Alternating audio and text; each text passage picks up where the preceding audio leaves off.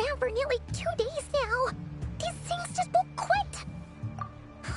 They might not have seen us yet, but with them constantly sweeping the area, our way out is completely blocked.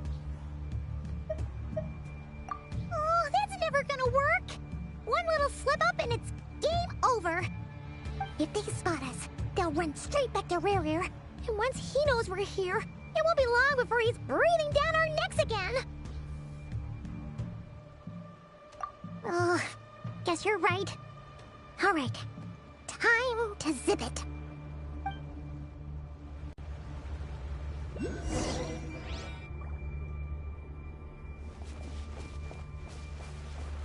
Quick, hide! We almost got spotted!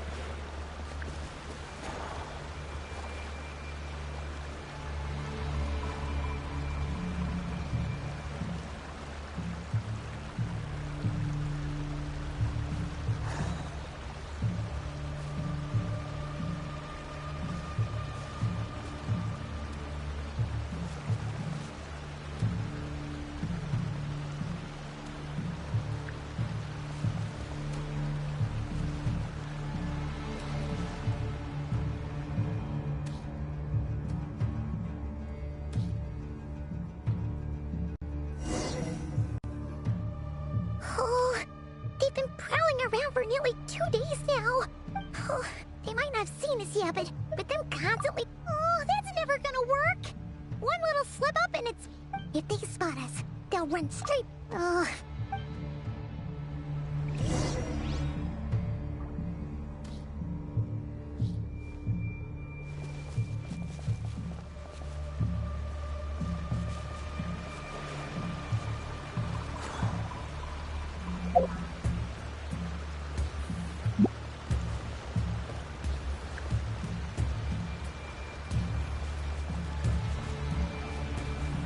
Quick, hide!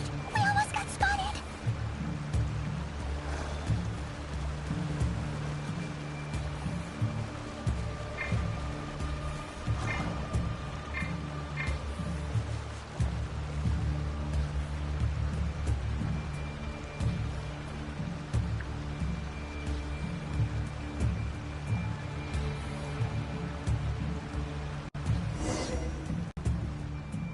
Oh, they might not have seen us yet. Oh, that's... If they spot us, they'll run... Oh...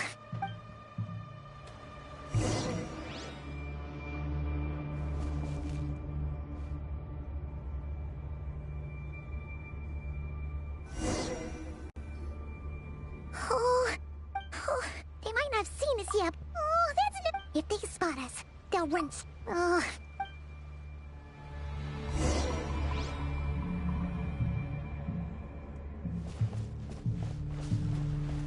Quick, hide! We almost got spotted!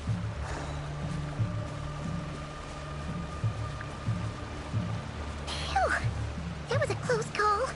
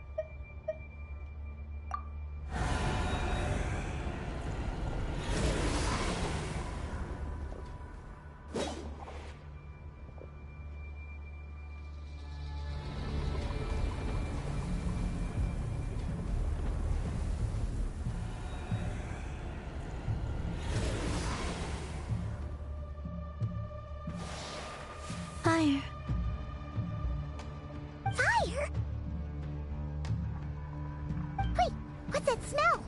Oh no! There's a fire!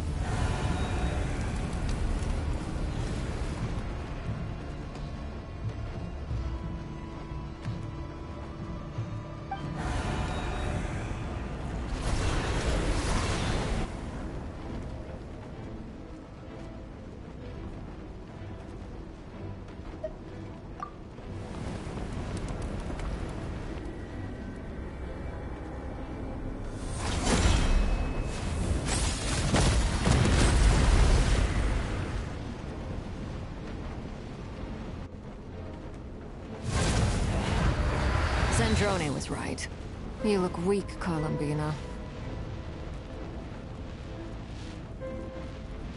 The old you would never have let such lowly creatures bar your way. Word has it that you did something for the Tsaritsa, and that's why you've lost most of your power. Freedom comes at a heavy price, doesn't it? It's Arlecchino! You came! Hello again, Columbina. And greetings, guests of the House of the Hearth. It's been a while, Arlecchino.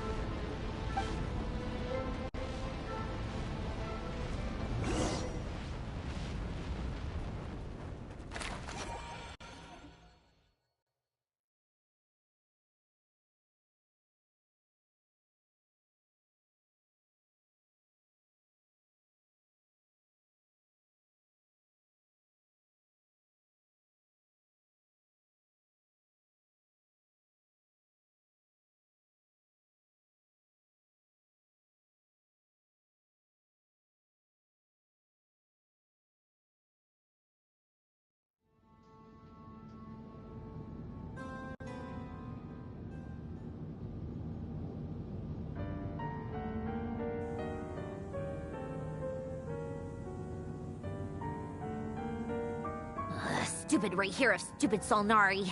Ugh, whatever. I've got all the data I need. Next time we meet, you're finished.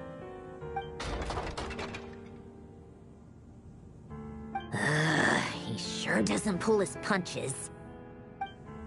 Excuse me, do you need a hand? You can do me a favor by staying out of my way. Can't you see I'm busy? Wait a minute. I recognize that voice. Hello, Miss Sandrone. Father sent us over to help.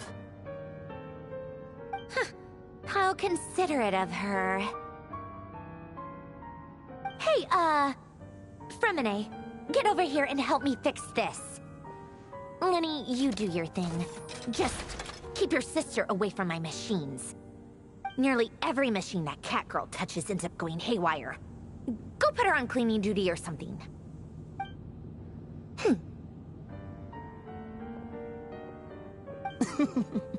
Then let's start downstairs.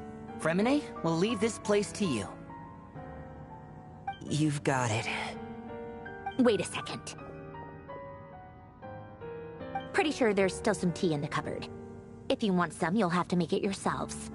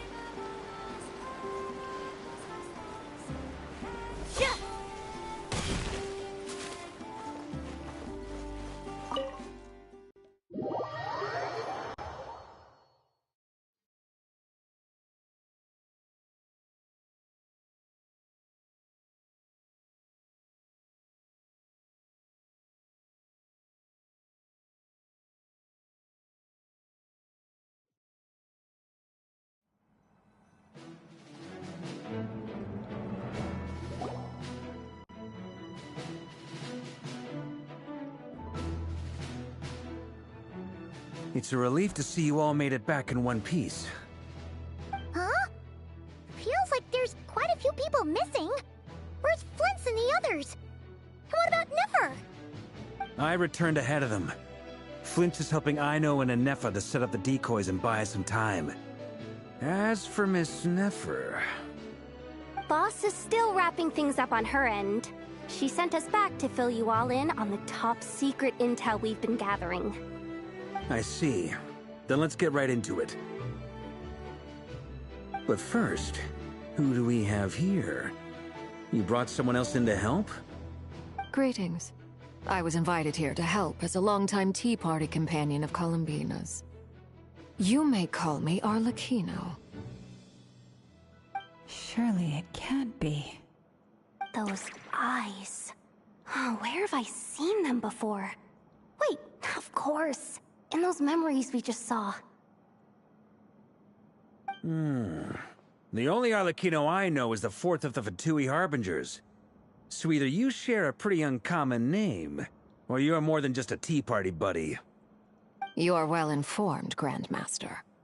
A man from Mondstadt living all the way out here in Nodcry, and yet the people and affairs of Snezhnaya seem to hold a special place in your heart. Oh, the feeling's mutual. Sounds like you know all about who I am, too. A Fatui Harbinger. The atmosphere in here just got really tense. Guess we can't just start trusting Fatui Harbingers, even at a time like this. I must admit, though, I'm a little curious. Seeing as the Moon Goddess no longer belongs to the Fatui, what makes you so willing to put your neck on the line here? Nor does Nodcry belong to Mondstadt, Mr. Varka. Yet still, you're fighting for it all the same. Things don't always have to have a tangible payoff. Sometimes, stopping things from spiraling out of control is a higher priority than chasing the spoils of victory. Of course, I can't say there's nothing in it for me at all. But that's between Columbina and myself.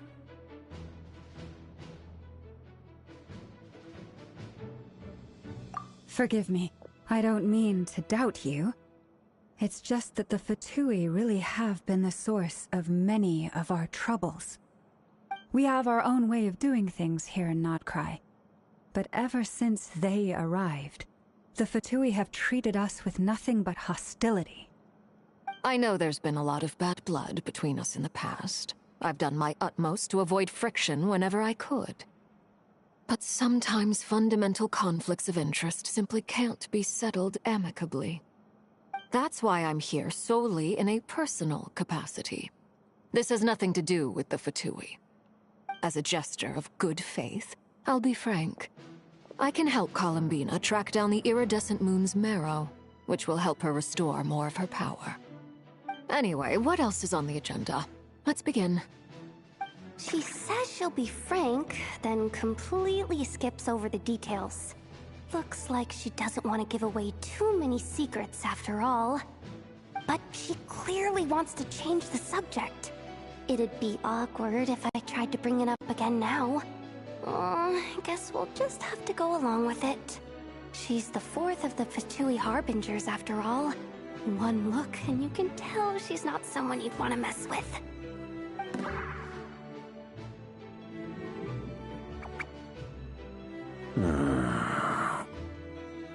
Well, since Miss Arlecchino sounds confident in her ability to handle that, we'll proceed to the next topic. Yehoda, time to share that top-secret intel. Alright, listen up everyone.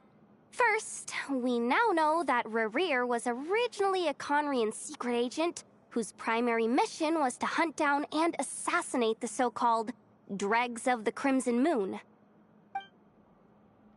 The Dregs of the Crimson Moon? In the memories, there was a lot of talk about the Crimson Moon and Eclipse, and a whole bunch of other stuff from the time of Conria.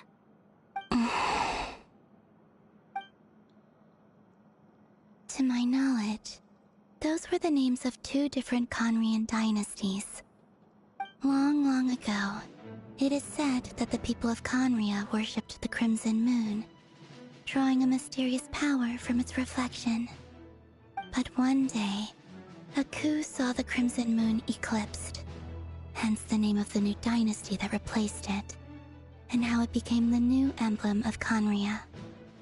Still, long after the Crimson Moon dynasty had fallen, the last ruler of the Eclipse dynasty, the Vinster King, still coveted the secrets it left behind. So, he sent the Rehir of Solnari to secretly hunt down the Crimson Moon's few remaining followers.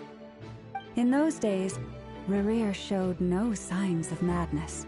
In fact, he was as normal as any other person. Oh, and he had a fiancé, or at least a would-be fiancé, called Tholindis. What's the matter?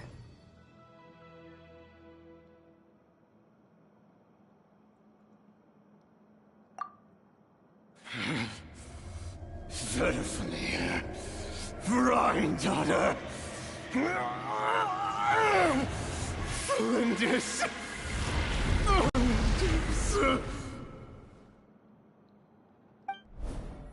Interesting. Anything else? What about this would-be fiancé of his? Do we know anything about her? Well, she was a researcher at the Universitas Magistrorum, but it felt like she was hiding some kind of secret. Oh, and one more thing. For some reason, Rehir's fragment also contains some of Tholindis' memories, though only a very small portion. Well, no shortage of potential leads, I'll give you that. In any case, it sounds like we can conclude that while Tholindis was still around, Rehir appeared to be lucid and quite normal. Tholindis, it seems, must have been the one thing in this world that he couldn't let go of. Tell me, though, were these pure-blood Conrians we're talking about here? Why do you need to know that? Hold on. If she was a pure-blood Conrian... Oh yeah! Just like how it was with the captain! If we could somehow find her, do you think there's any chance Rehir might regain some of his sanity? It's possible, but it would take a miracle. We can't pin all our hopes on that. That merchant who Nefer knows, Dori Sangama Bay. Maybe we could hire her to look into it. All right, then. Let's keep working in our separate teams. Traveler, Paimon, Kutar, and Miss Arlecchino will go look for the iridescent moon's marrow. As for the others... On the way over here, I noticed that the Wild Hunt monsters had grown even more frenzied in their search for Kutar. At this rate, the people living here will be in grave danger too. So I'm thinking of gathering together some of our followers to go wipe them out. I'll head back to the Curatorium and meet up with the boss. Feels good knowing we've all got something to be getting on with. Given that the Wild Hunt has been a lot more active lately, the Lightkeepers have likely begun their own operations too. If that is the case, someone will need to pass the news on to Flint's. I'll hold the fort for now, then discuss our next move with Flint's, Aino, and Anefa when they get back. All right then. Well, the clock's ticking. If that's everything, we'll be on our way. We'd better get moving too. We'll try to buy you as much time as we can. Relax. Just do your thing. I decided to call in some backup since things are getting so hairy. Our reinforcements should be here any minute now. Stay safe, everyone. Dismissed.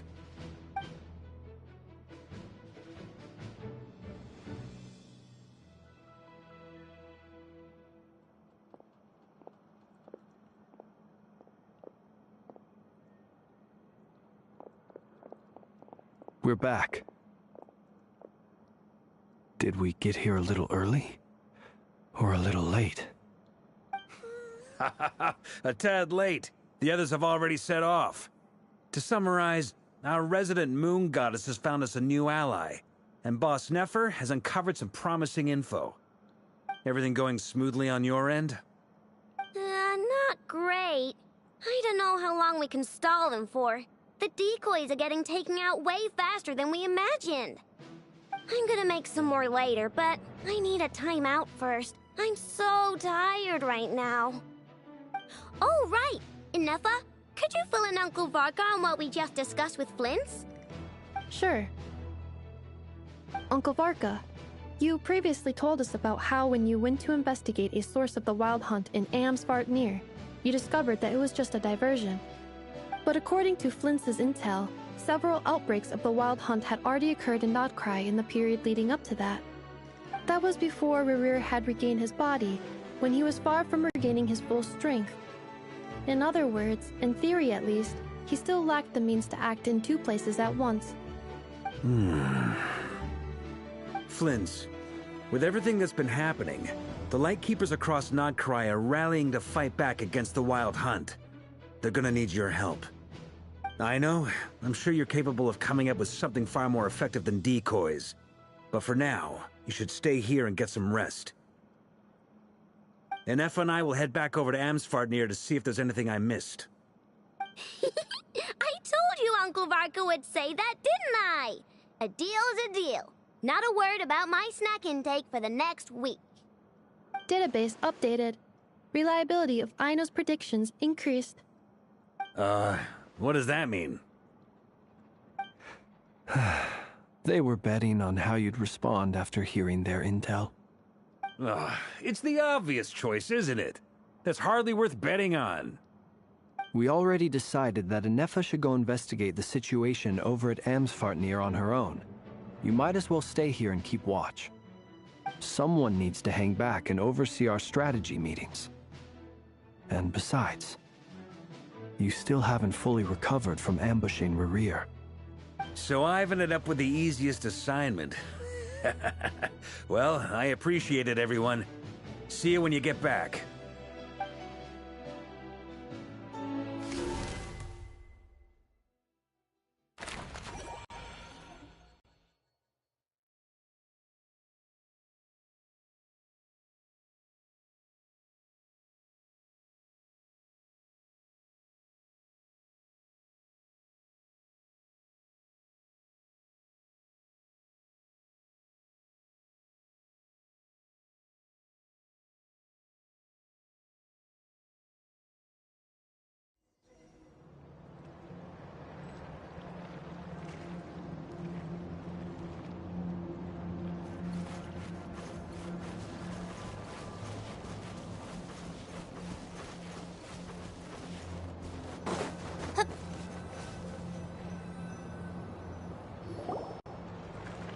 Here, this will serve as a good spot to cross over. Arlecchino, hold up a second. Since you brought us all this way, would you mind telling us what you've got planned? We still haven't got the slightest idea what's going on here. And if even Columbina doesn't know where the iridescent moon's marrow is, how do you? Simple. Because I am an inheritor of the royal bloodline of the Crimson Moon. And one of the last surviving embers of the Two Worlds' flames. Huh? Are you serious? Isn't you're a descendant of that Crimson Moon dynasty we were just talking about?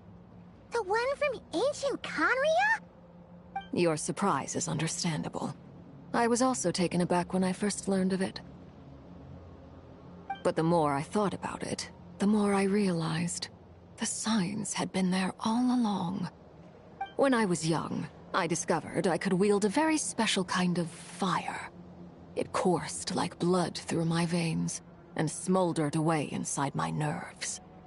What's more, whenever I experienced strong bursts of emotion or drew too deeply on this power, it was like some kind of presence within the fire would begin to gnaw away at me, consuming me from the inside out. Exactly. That is why my hands are like this, too. At first, I saw it only as a curse, but once I became a harbinger, the Jester apprised me of the truth. Together with my own investigations, over the past few years, there are several things that I have gradually come to understand. For instance, take the so-called Crimson Moon. In truth, it is nothing more than the shattered remnants of the iridescent moon, fused with the abyss to prolong its lifespan. Since this blood flame was bestowed upon me by the Crimson Moon, it is a fusion of the iridescent moon's former power and the corruption of the abyss. You all understand the nature of the abyss well enough. I draw upon its power, and in return, it hungers for my soul. This strange blackness is the mark of corruption it has left behind. If I recall correctly, you once told me that if the corruption ever made it to your heart, you'd become a completely different person. Yes, and that's the reason I'm always careful not to push my power too far. It's essentially a never-ending tug-of-war. Oh, sounds intense. Anyway, the rest of my story can wait. Is there anything else about the Crimson Moon or the Iridescent Moon that you're unclear about? Paimon has a question. So, the Crimson Moon that the Karians used to worship was actually the Iridescent Moon, right? Which was one of the three Moon Sisters. Does that mean that the Karians were to the Crimson Moon as the Frost Moon Scions are to the Frost Moon? So much of that history has been lost. We have no way of knowing exactly what they were like.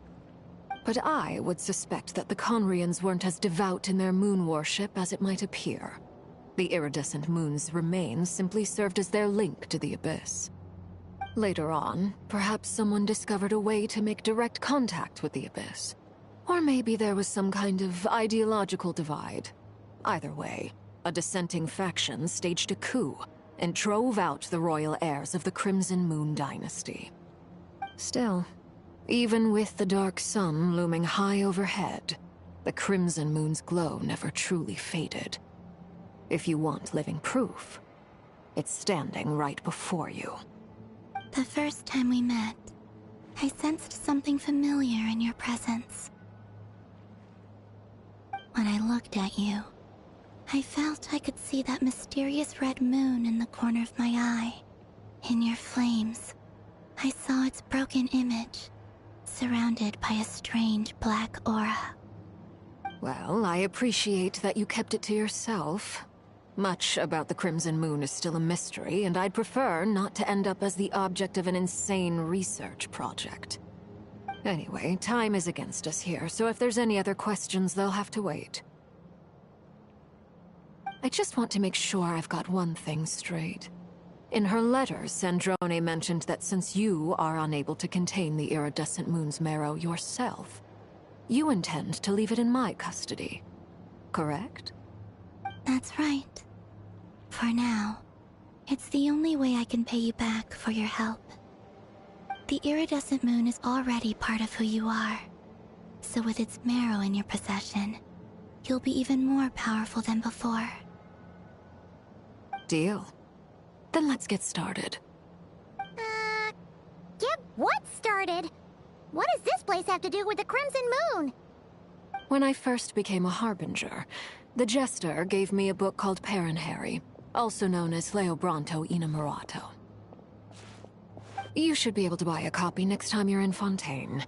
It's a love story set in the Crimson Moon era. But setting aside the tangled romances of its characters, it also records a few interesting details. In the Crimson Moon era, or so the story goes, there was an orphanage that received children from beyond the bounds of this world, and subjected them to a peculiar induction ceremony. Beyond the bounds of this world? For real? And what kind of induction ceremony? The Crimson Moon sages looked beyond this world for beings with powers that surpassed the gods. But fearing they might lose control, they subjected these children to a process of refinement. They made these children crawl up a fireplace and kept asking them, "Have you died? Did you see it?" Until they finally admitted to having died and seen a crimson moon. The adults embraced the children who passed the ritual, telling them, within the fireplace, you have traversed the flames between two worlds. Here and now, you are born anew. The book leaves much unsaid, but I suspect that this was their way of branding the children they had enrolled, leaving an indelible mark upon them so that they would forever live in the Crimson Moon's light. That explains why I can't sense the Crimson Moon's marrow in this world. It makes sense that it would be sealed in a special space that can only be accessed temporarily through some kind of ritual. But there's no fireplace here! Do you see a chimney anywhere? Oh, are we supposed to build it ourselves? Okay, fine. Paimon will go find some bricks. That won't be necessary. The fireplace is purely symbolic. The key to the ritual is crossing the flames between two worlds. In other words, the flames that burn within me. Those burned away by such flames leave behind a kind of ghostly afterimage in the world. In the days of Conria, people believed they could be used to bridge the gap between the two worlds of life and death. In short, I can open a passage to that space for you. That's the easy part. The catch is I'll need to stay on this side to keep the passage open, so I won't be able to come with you. Once you're inside, you'll have to find your own way. Very well. Then I'll open it up. Traveler, spare me a little more moonlight if you would. I may need it.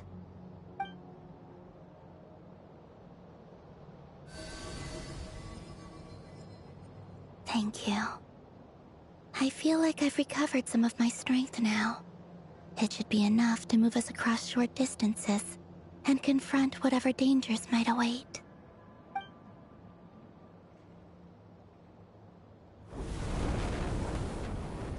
Mistress of the seven hues of ages past, Great Mother of the present, crimson-clad sovereign of the two realms, by fire severed, by fire renewed, I offer myself now and beseech your descent.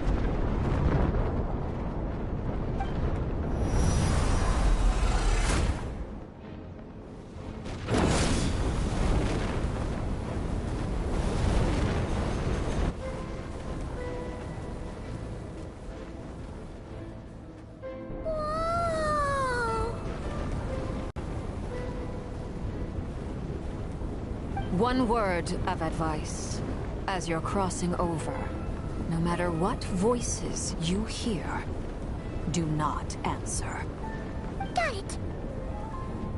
I sense a sinister gloom inside, but also the familiar light of the moon. I feel that I am about to meet an old friend who has changed beyond all recognition. All right, let's go.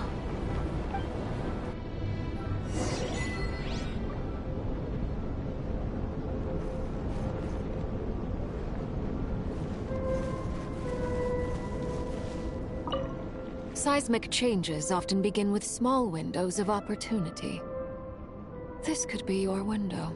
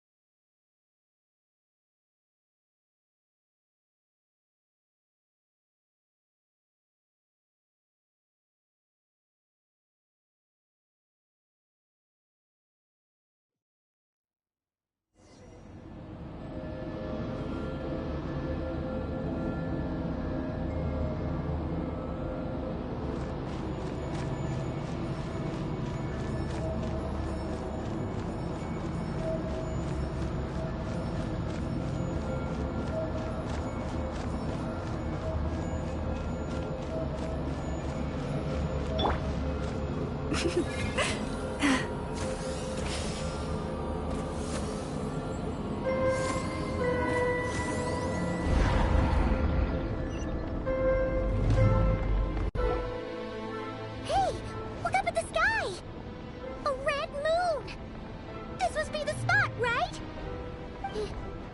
Is that the abyss? It's practically filled the entire place. What now? What a tragic sight. Fragments of your broken body, seized by the abyss, and hung up aloft like mummified remains. Iridescent moon, was this truly what you wished for?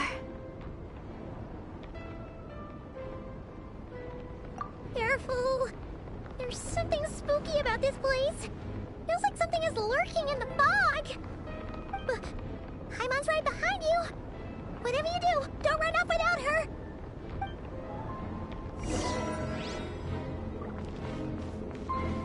By the way, Columbina, didn't you tell us that the iridescent moon had shattered into pieces? The moon up there looks pretty cold, Paimon. How is that possible?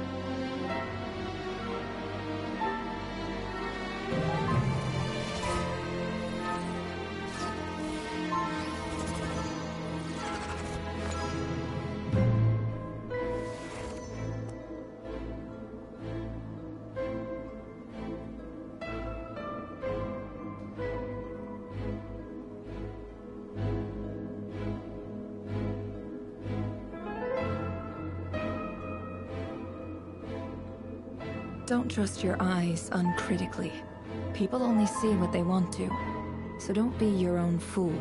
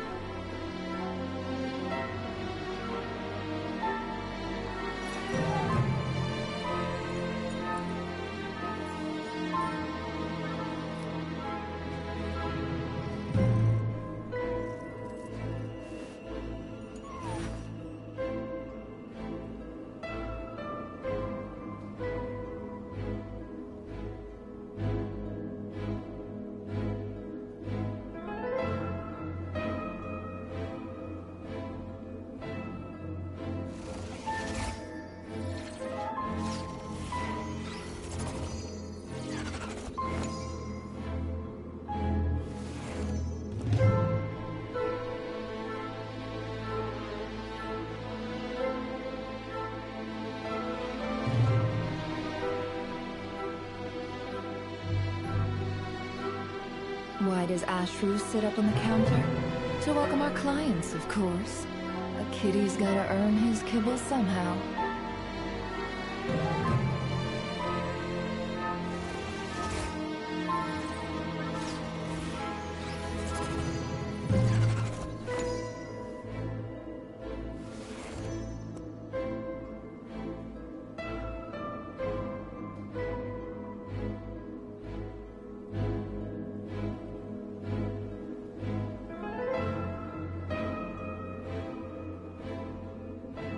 Emotions are like a raging torrent that surges through the mind. More often than not, if you try to hold them back, you'll be swept away by their unstoppable force. And if you try to ignore them entirely, you'll end up tearing yourself to pieces.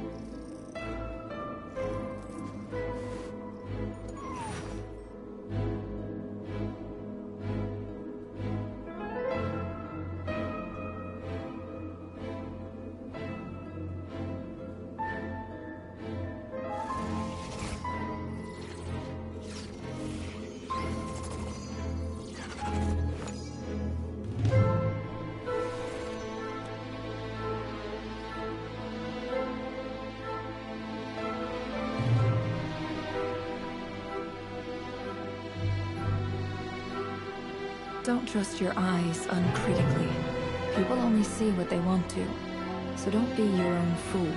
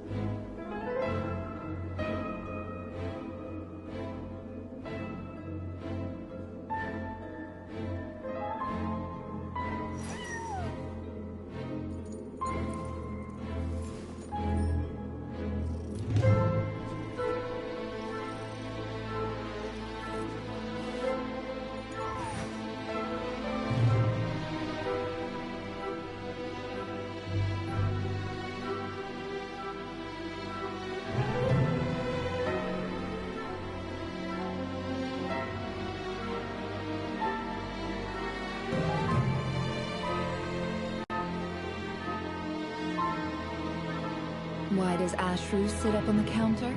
To welcome our clients, of course. A kitty's gotta earn his kibble somehow.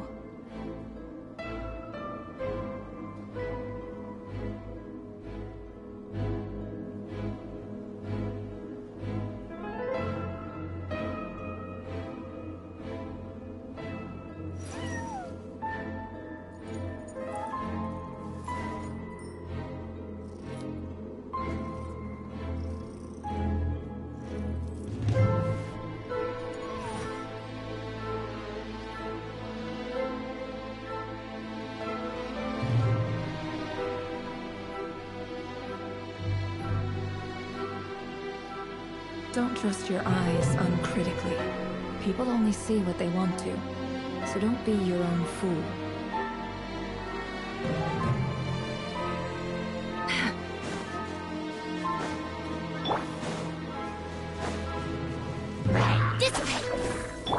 Leave this place. It all adds up.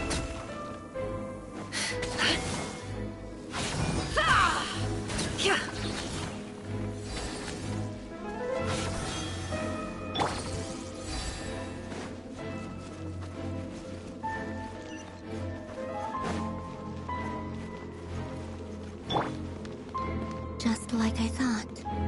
It was only a facade.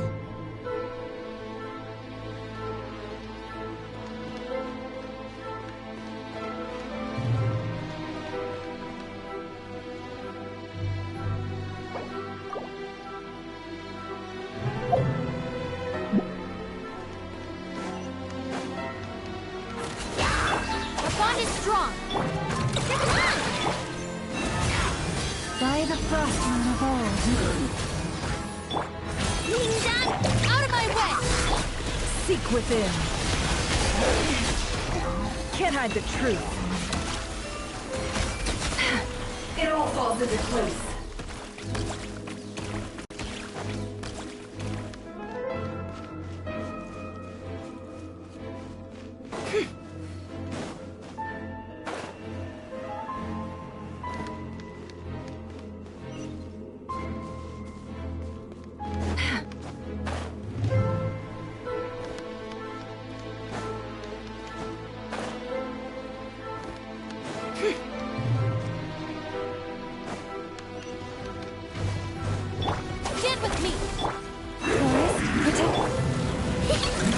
Looks like playtime over.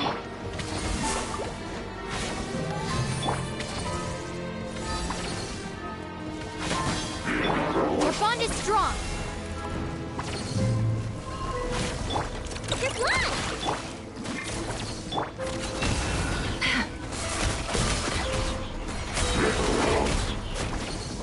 Lightning's terrified!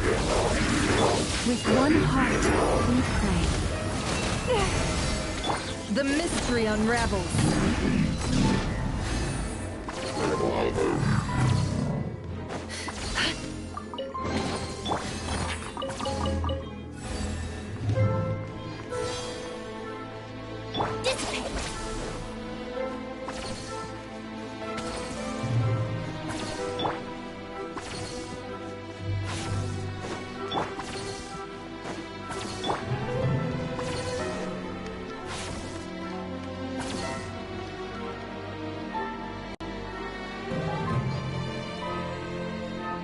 Huh?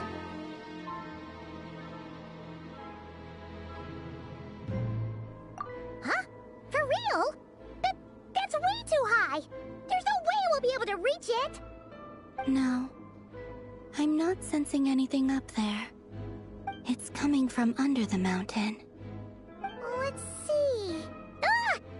There's some kind of weird shadow over the water! Wait, see that? Looks like a mechanism of some sort. Let's check it out!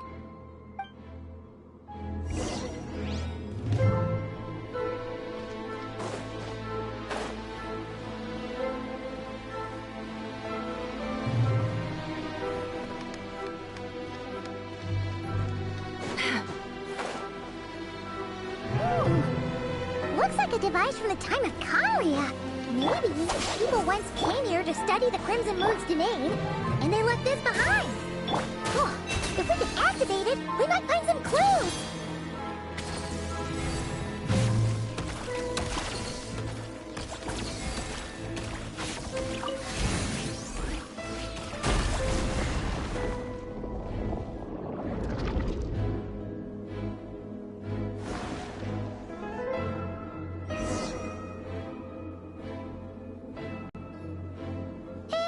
Look at that!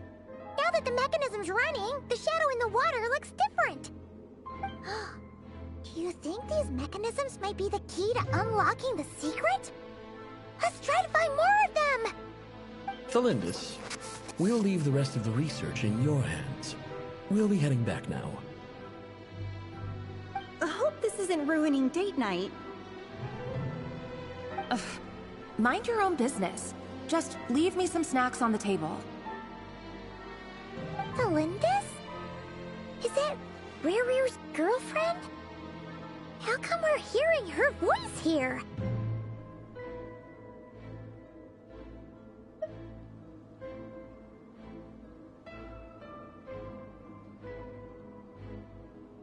Oh yeah! So, do you think she was studying this strange space all along? The Abyss has made this space extremely unstable. Maybe that's why some of the things she said and did were preserved here. Like echoes. Or after images. Whenever I see this view, it takes me back to a poem from my childhood. Waning moon, oh lifeless damsel, weeping on the mountain crest.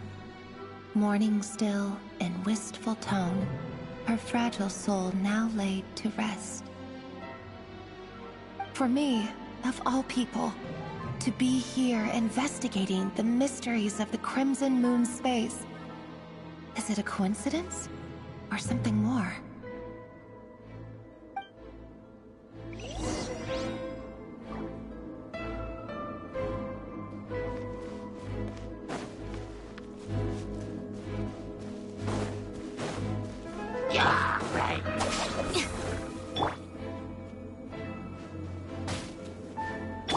Forest, protect us.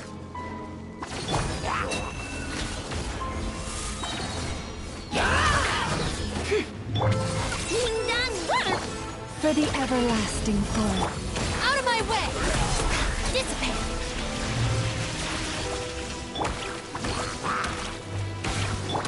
The deception ends here.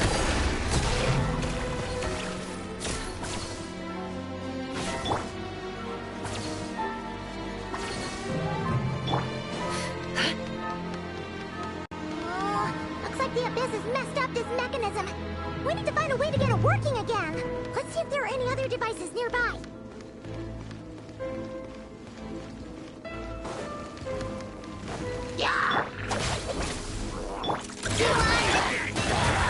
Can't hide the truth.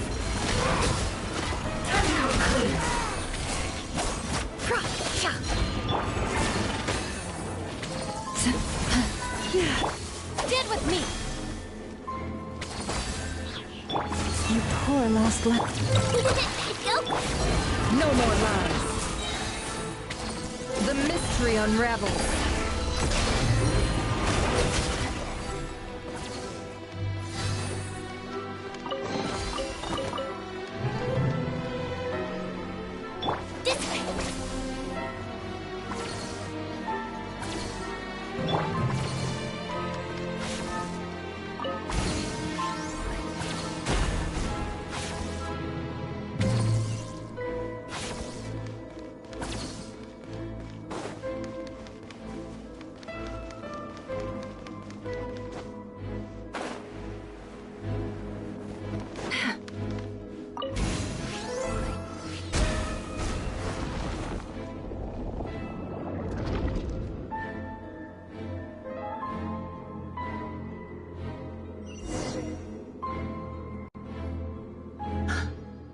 See.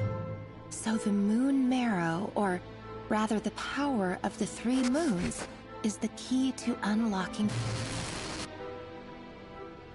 If it really does exist, then maybe this madness can finally be put to an end.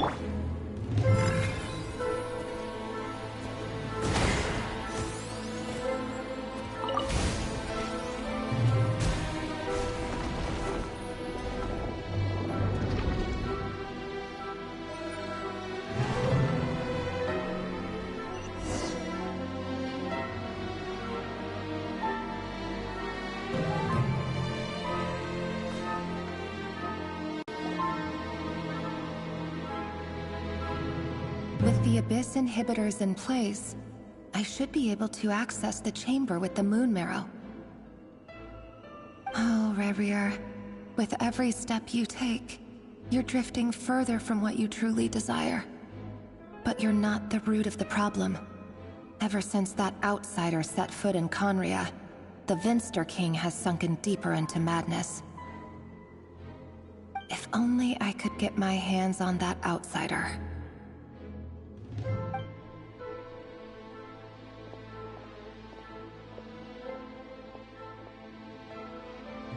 Hey look!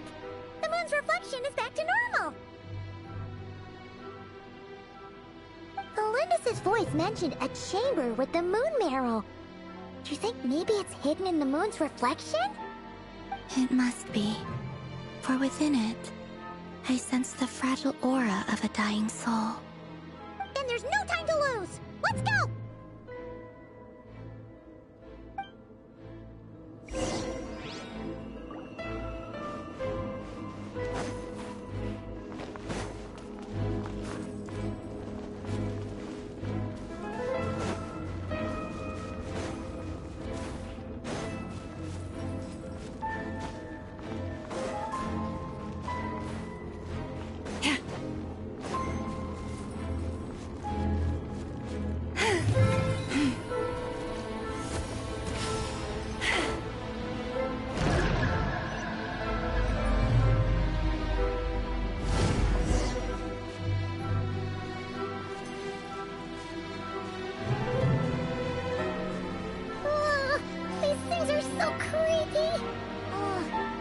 Looks like we'll have to destroy them if we want to get to the iridescent moon's marrow.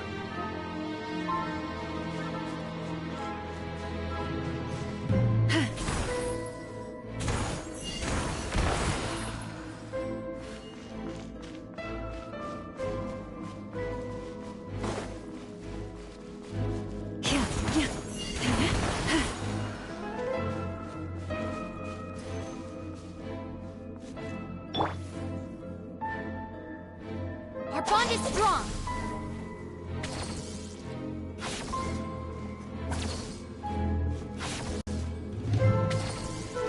That must be the iridescent moon's marrow. Oh, we'll need to destroy these things before we can reach it.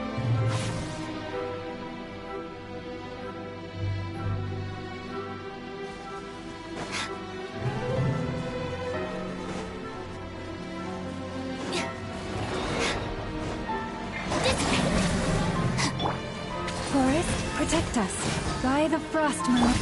Look, the rainbow! You on this? I'll settle this. It all adds up. Let's see what you're made of.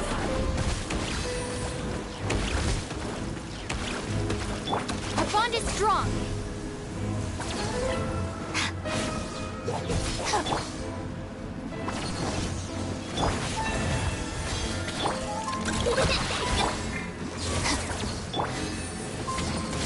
The deception ends here. Can't hide the truth.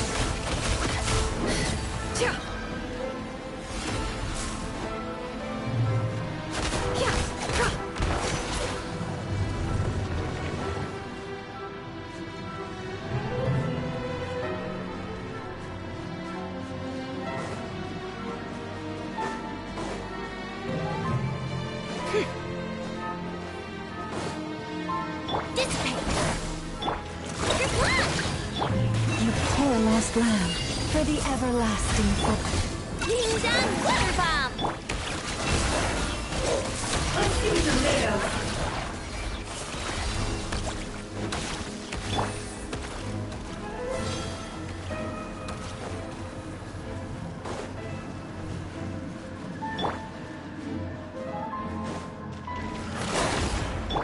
Stand with me!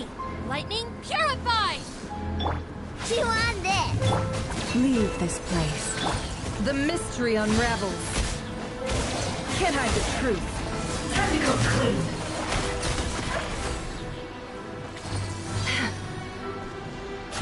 Hang in there! We're so close!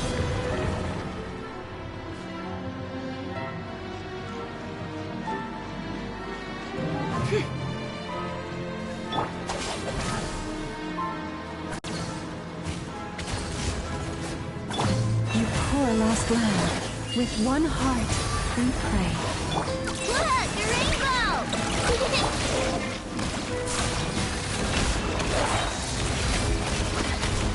It all falls into place. Seek within. Our bond is strong.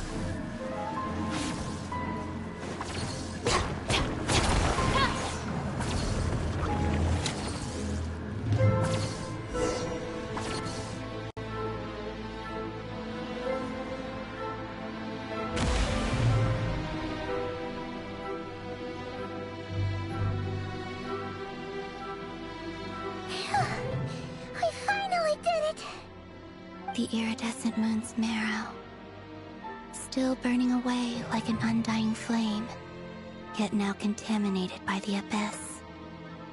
It has taken on a new form entirely. If we can purify the abyssal power within, we should be able to obtain its untainted essence.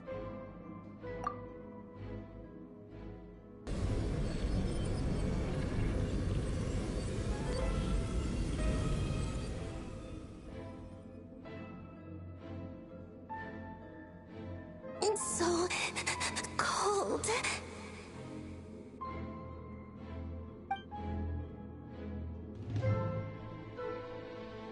Is it you? Are you here? Huh? Are you talking to us? At long last, I can see you once more. Our fates have crossed, and I am finally free. I'm sorry, I lied to you. Even knowing what was to come, I still couldn't let go of the fear in my heart as death drew near. The moment the moon shattered, my body began to split apart piece by piece. Like I was being cut into pieces by 1,000 blunt blades. My thoughts scattered as the cold crept in, but I could not bear to fade away like that. Tell me, what was it that brought you to us all that time ago? If only I had possessed your courage, then I might have been spared this torment more painful than death.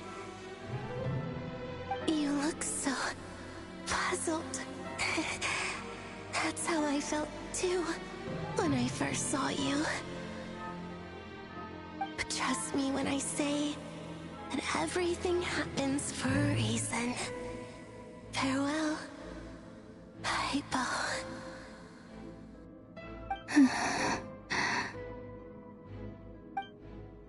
What was that all about? Was that the goddess of the iridescent moon? Oh, it sounded like she was speaking to a long-lost friend. But none of us have ever met her before, right? Perhaps. She took me for the goddess of the frost moon she once knew. For a fading soul like hers, our auras must be too similar to tell apart. But anyway, we've got the iridescent moon's marrow now. That should help you regain your strength, right? Alright, time to leave this place and meet back up with Arlecchino. Let's go!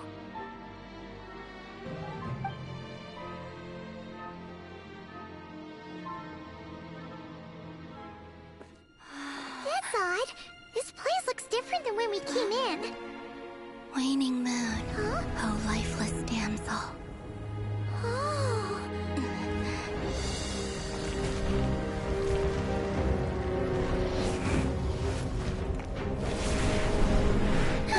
Hurry! The place is collapsing!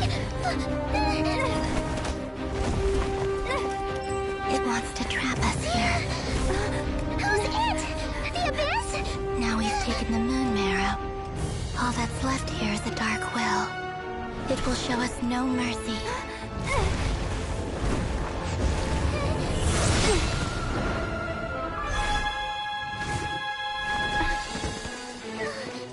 Give it back!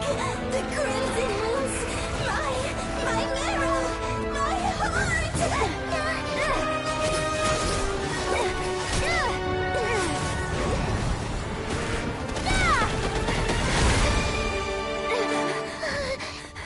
Finally! Huh? Oh no! The exit's blocked! They're back! Now what do we do? This is where you fall. Witness my rise. Hey, it's... What are you waiting for?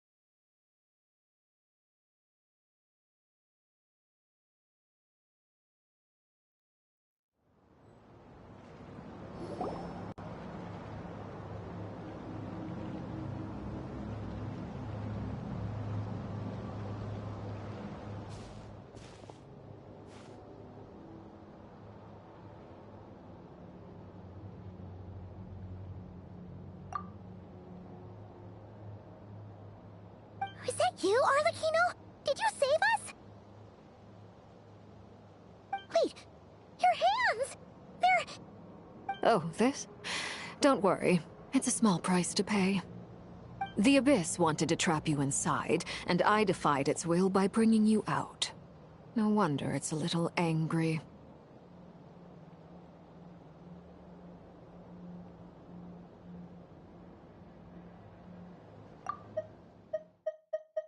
Oh, we made it!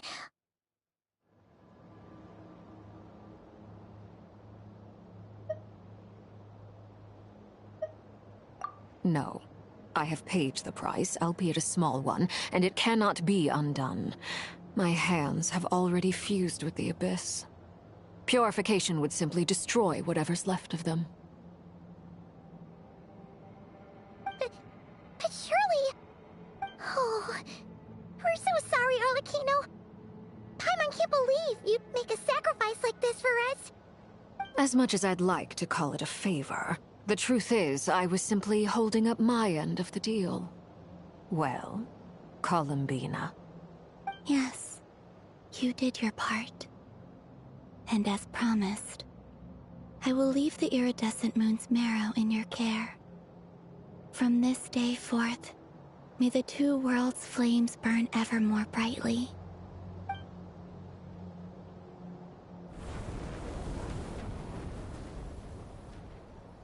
I'll take that as a blessing. Now, Columbina, give me your hand. Accept this moonlight I offer in return.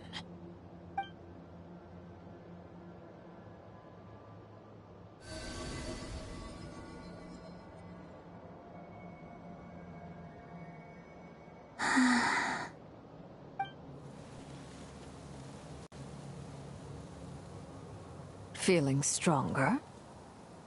Hey, Columbina, are you okay? I'm fine. Our powers are a little at odds, that's all. By the Frost Moon's authority alone, wielding the power of the other moons was always going to be a stretch. Still, I think it's fair to say that your strength has returned. At least to the level it was at as Third Harbinger. It's still not enough. There's no way I can hope to challenge Rayrier like this. Just one more ray of moonlight, if you would. It's okay. I can take it.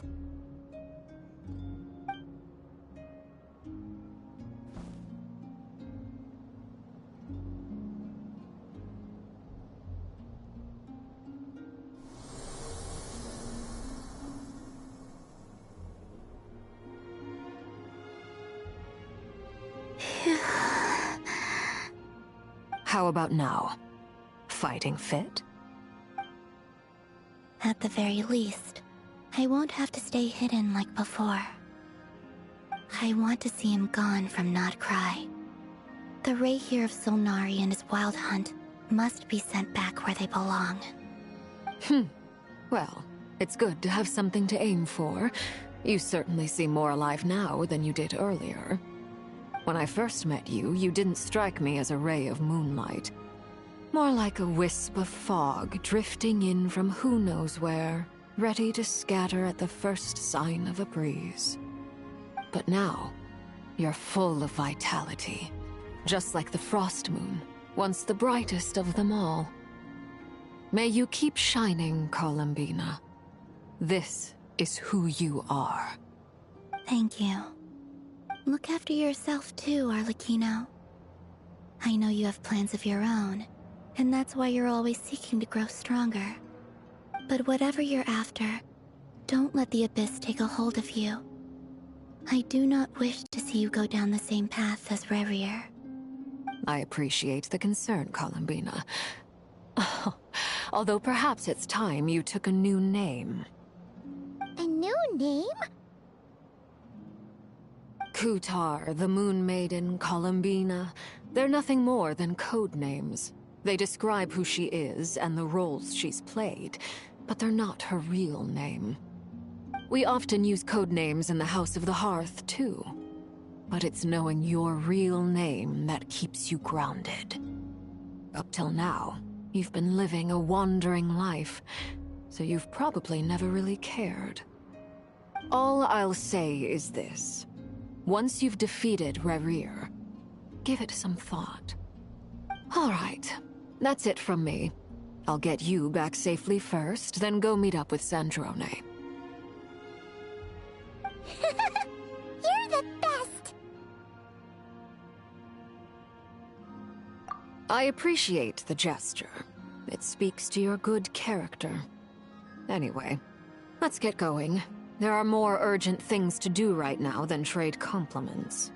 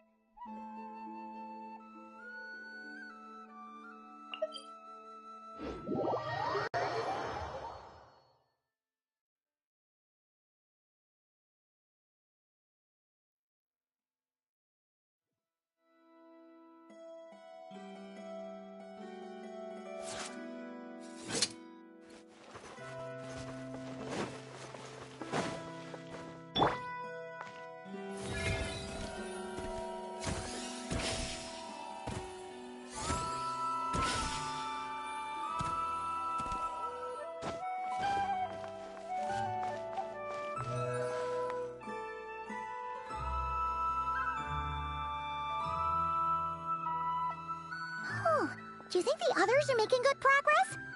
Hope it's all going smoothly. Huh! Hey, look! They made it back as well! Flintz! Llama! How did it all go? All is well, thank you.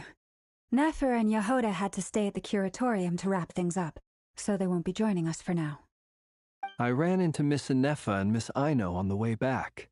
Their work is still in progress, so I suspect they won't be back for a while either. You seem rather cheerful today, Mr. Flintz. I certainly am. I achieved what I set out to do and came away with more than I bargained for.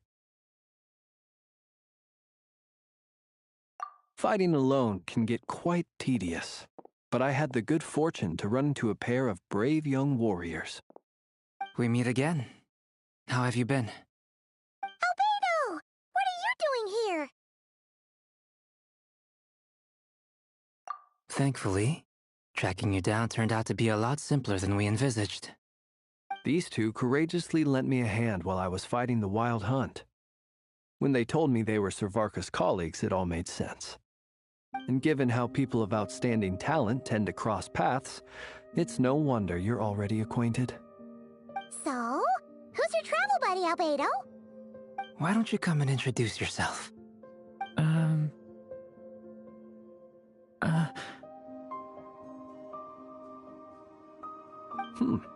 A gentleman of few words, I see, and a rather stern countenance. I presumed you were acquainted with him. Is that not the case? It's nice to meet you. Again. We've technically met before. Wait a sec! You're Minnie Durin! That's right. It's me. I'm glad to see you again. By the way, he says it's okay if you drop the mini. Yeah, I'm not as mini as I used to be. Interesting, isn't it? The first step towards blending into human society appears to be reflecting on whether one's name really reflects who they are.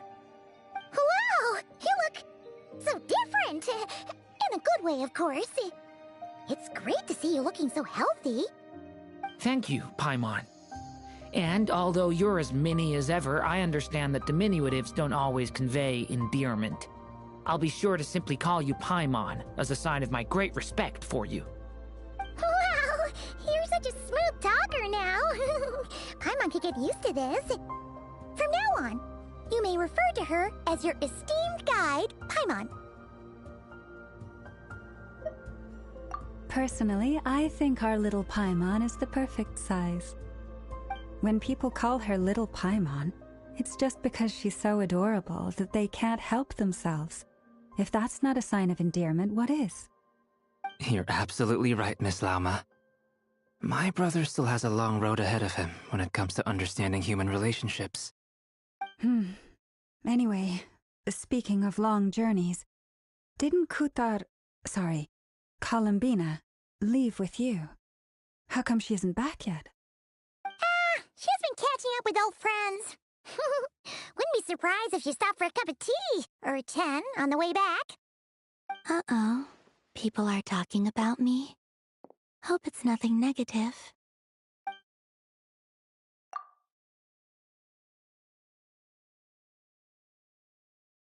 Judging from your expressions, I'm guessing it all went well? It's getting crowded here. I'll go grab some chairs. No need. This is a job for an alchemist. I'll whip some up momentarily. Thank you for your hospitality, ladies and gentlemen, but I was merely escorting my friends back. I'll be meeting Sandrone shortly, as we still have some things to discuss. It's been a pleasure, everyone. But this is where I'll say goodbye. We really appreciate your help. Oh, come on. Spare the formalities. I'm just glad I could help out some true friends. I understand. Well, bye for now, Harlequino.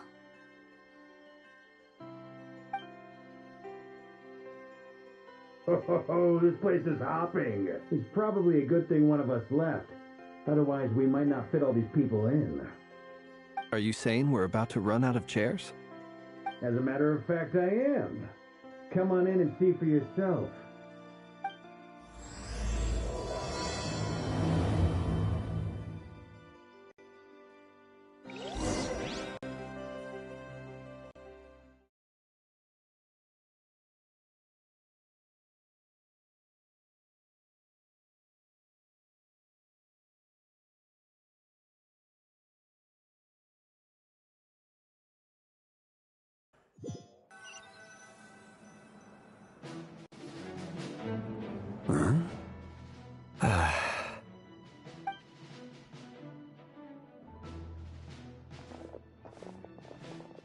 I overheard your little chit-chat outside, by the way. With Miss Columbina's colleague gone, we should be back to the original crew plus the other colleagues I brought in. Though, it looks like we have another new face. Someone else managed to rope in a colleague too? Frankly, you and Paimon are the only people I know here. This here is Deanslip, colleague of Tibet's greatest guide, Paimon, and greatest adventurer, the Traveler. Well, not exactly colleagues, more sort of friends. When someone else jumps in to do the announcing, you know you're speaking to someone important. Let's hear what he has to say. Note to self. Once Paimon knows your name, the rest of the world will soon follow. When he comes looking for us, it's usually something important. Paimon's guessing you've heard about the Wild Hunt, then. From the looks of it, you're about to hold a meeting. If I were to say that the Wild Hunt is our mutual enemy, would that earn me a seat at the table? As the saying goes, the enemy of my enemy is my friend. Mr. Dainsleif, there's a seat with your name on it. Though, I can't promise the same for everyone else. Hey, Albedo, think you can rustle up a couple more chairs? After all this time apart, Grandmaster Varka's first order is to rustle up a couple more chairs. I've missed this. Is he being sarcastic? Hey, he's your brother. Why are you asking us? I've still got a lot to learn about the nuances of human conversation. Trying to decipher Albedo's way of speaking has been like jumping in at the deep end. Oh, good point. Paimon gets you now. Don't sweat it. There are people who go their whole lives without getting the hang of it. You're ahead of the game already.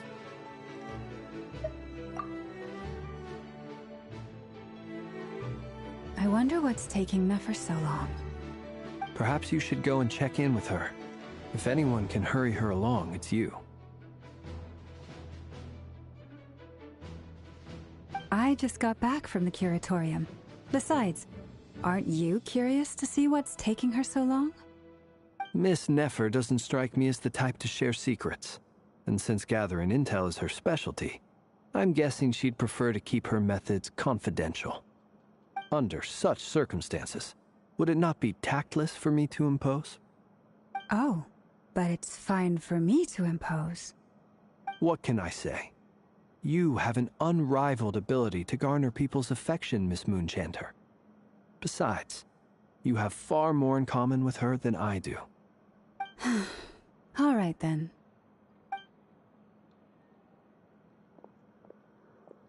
Impressive. She barely fought back at all. I admire your powers of persuasion, my friend. As I'm sure Miss Lauma will realize soon enough, the trick in life is to always pitch in with other people's responsibilities so that you can be selective with your own. Another trick is to simply hide in the background. Spoken like a true sage. Anyway, looks like we've got some time to kill before the meeting. Let's take a little breather, folks. And feel free to chat amongst yourselves. We'll get down to business once the other two arrive.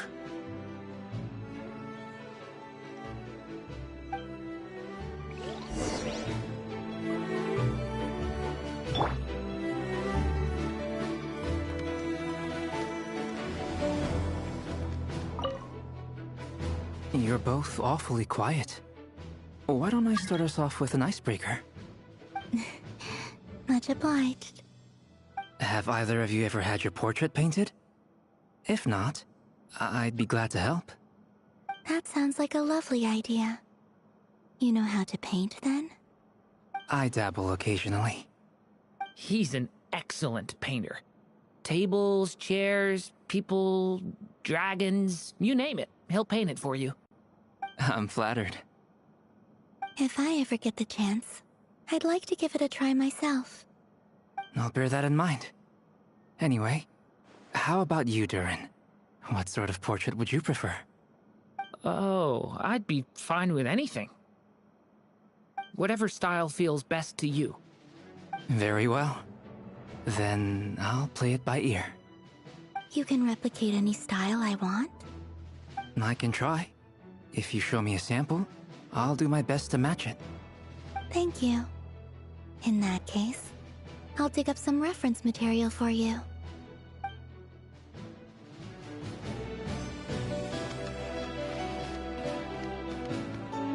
Is there something you'd like to say to me? Yeah! For starters, why'd you just show up here without even giving us a heads up? If you think back to our previous interactions, you may recall that that's hardly out of character for me. You do have a point there.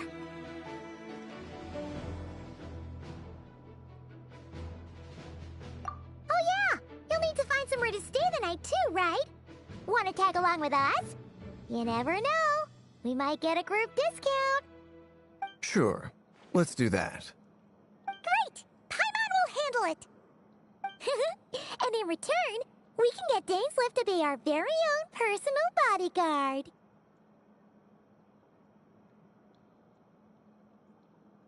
If that's what you had in mind, you should have said so sooner. I'd be happy to help. Oh, okay then.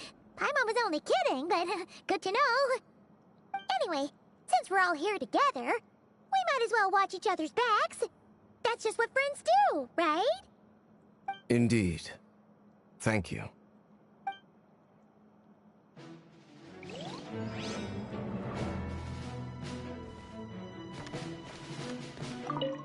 Truth be told, I can't remember the last time I was in a meeting with so many people. You're not alone there, my friend. The Lightkeepers also struggle to bring everyone together for a serious discussion. I don't doubt that. I've only ever met two Ratniki, one being you, and the other being that young guy, Eatlua. Eatlua is a good apple, I'll give him that. He's kind, honest, and regularly delivers supplies to my lighthouse. A true Ratnik to the core. In that sense, he puts me to shame.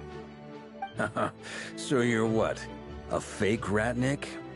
That's what it sounds like you're saying. But I get the feeling that's not quite what you meant.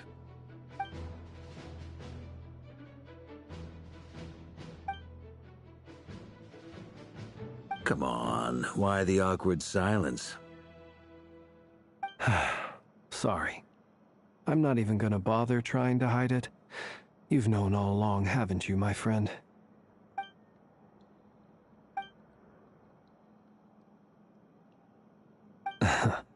Now that was an awkward silence.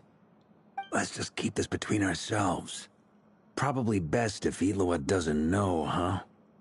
That goes without saying. Gotta be careful what you share with youngsters, after all. Anyone else in the know? Let me guess. The Traveler and Paimon? It's dangerous being too sharp for one's own good, you know. Then, in the name of the Animo Archon Barbatos himself, I swear, your secret's safe with me. When we went for drinks, you said that you and Barbatos were practically best buds. In the light of that claim, do you really expect me to take your oath seriously? Of course. Just as long as you don't go spreading around the fact that I'm close with Barbatos, all right? Fair enough, then. Nothing like a bit of mutual leverage to seal the bonds of friendship.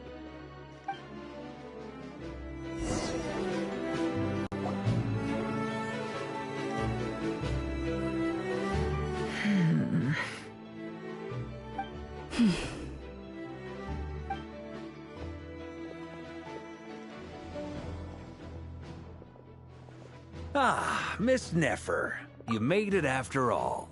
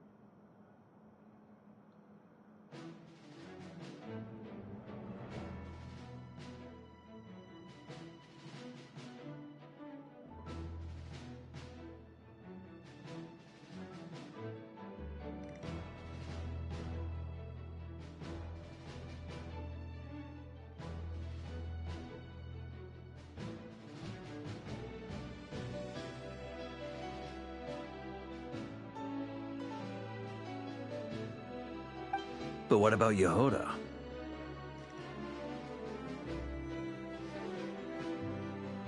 I'm here to give you an update on how things are going on our end. Once this is over, I'll be heading straight back to continue my work. I left Yehoda back at the Curatorium to watch over things while I'm gone. Huh. So much for just this once.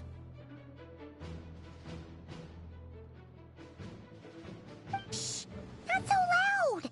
We're on a roll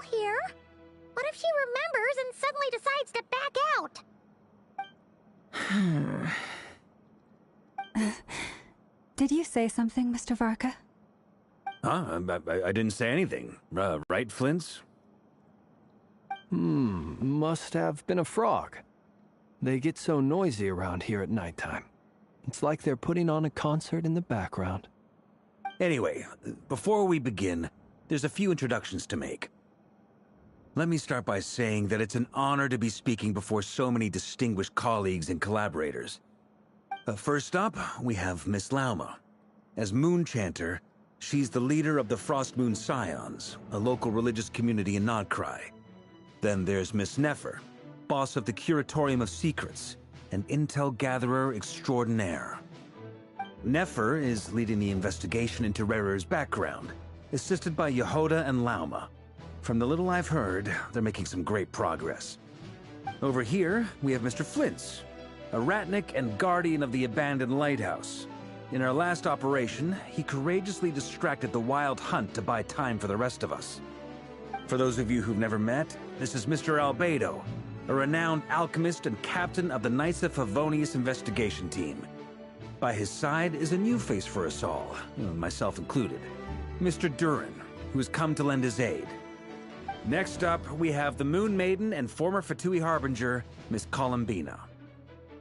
Then we have the Traveler, who's earned more titles than I could possibly hope to list out, so I'll spare you the rundown. And Paimon, the ultimate travel companion and quite possibly the best guide in all of Tevat. Wow! That's a lot of people! Great turnout! Miss Nefer, it looks like you might have another job coming your way, so, congratulations on the booming business, I guess. You think I haven't got enough on my hands as it is? Who's looking for me now? That would be me, Miss Nefer. I have a commission for you. And you are? Who I am doesn't matter right now. What does matter is that I'd like you to gather more intelligence about the Recher of Solnari. Well, it's not as if we never take on anonymous commissions. But in your case, I'll have to decline. I'm gonna take a wild guess and say your job's probably more hassle than it's worth. Something about you seems like bad news. It's my eyes, isn't it? Conrian, I assume. And what's with the mask? Are you trying to hide your identity? In any case, the fact that you're even still alive raises an awful lot of questions for me. My name is Dainsleif. And yes, I am from Conria. As I'm sure you're aware, the Recher of Solnari's real name is Rerir. He was once an acquaintance of mine. Really? Then you must have been quite an influential figure yourself. You flatter me, but none of that matters anymore. My point was simply to clarify why I have asked Miss Nefer to investigate Rerir's background. So you're both from Conria, and it sounds like you used to be friends? What am I missing here? Surely you already know how he became one of the Five Sinners. I'll tell you everything I know. The history of Conria, the names and identities of the Five Sinners. I remember it all like it was yesterday. I have never spoken openly of this before. But the truth was exactly as people say. The Five Sinners were each driven by their own desires, and it was by playing upon these that the Abyss tempted them to their fall, tearing Conria apart in the process. The visionary, Vedafenir, who wished to foretell the future. The wise, Haroptatir, who sought limitless knowledge. Gold, Rheindotter, who desired to create life. The foul, Surtologi, who pursued supreme strength. And last, but not least, Recher of Solnari, Rerir, Ravager of the Moon. Of the five, Rerir is the only one who remains a mystery to me. He never harbored grand ambitions, so what changed in the space of a single night? How did he come to fall like the others? In other words, You're saying that his change came as a shock to you, and you have no idea what actually happened?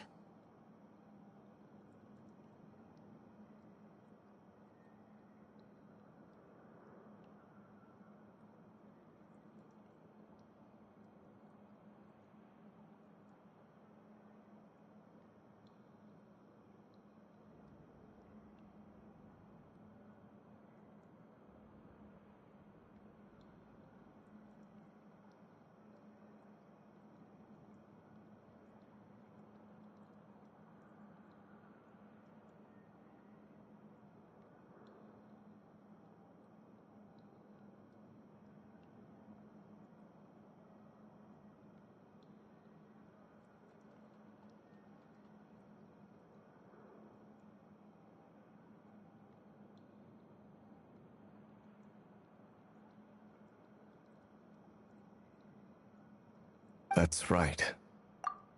You mentioned how the Abyss tempted them, which led to their fall. But what did that look like in practice?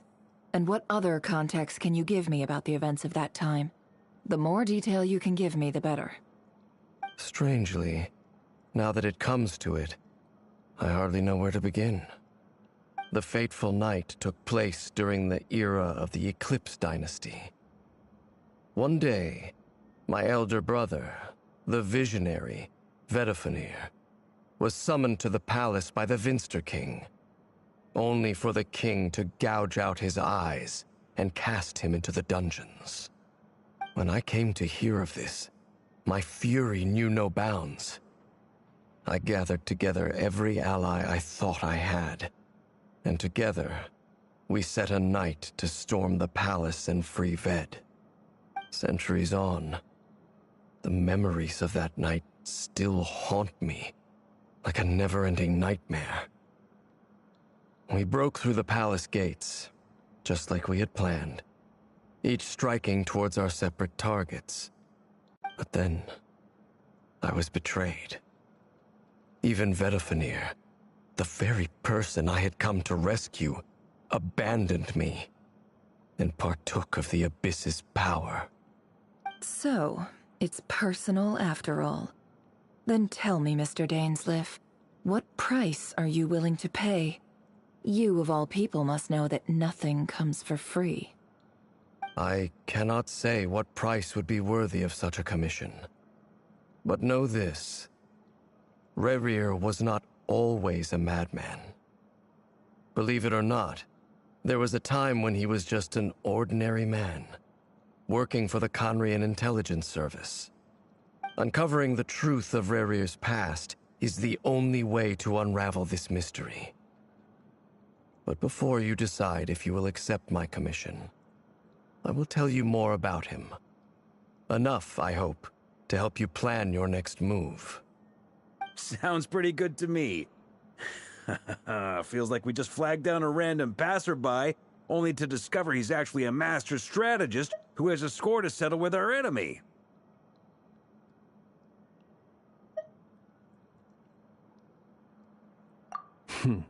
Can I borrow your halo? It could be useful in the lighthouse. Hey, enough with the wisecracks! Besides, isn't that lamp of yours bright enough already? Relax. It was meant to be a compliment. If that was a little over the top for your liking, I'll make sure to tone it down next time. I'll give your proposal some serious thought, Mr. Dainsleif. Let's speak in private once the meeting is over. Before that, there's a few things I'd like to share.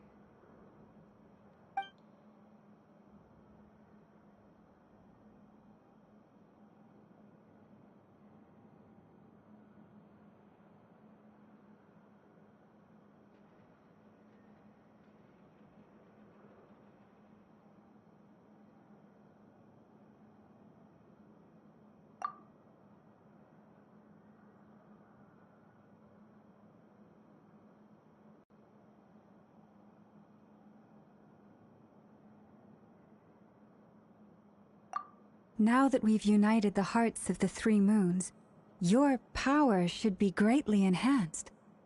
But it seems like that hasn't happened yet. I believe it will take a little longer. You've done so much for me, So I want to be completely honest with you all. Even though I'm doing a lot better now, the truth is, my recovery will likely be an ongoing process. From the moment I was born, my power has been slowly ebbing away. And that is because Tevat has never accepted me. Even with the moons united as one, it seems my rejection cannot be undone. So far, I have yet to find a solution. It may turn out to be a problem that will plague me until the day I finally leave this place behind.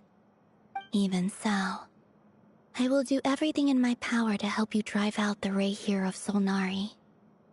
As Arlecchino put it, this is not about chasing the spoils of victory. It's just a gesture of heartfelt gratitude. Kutar.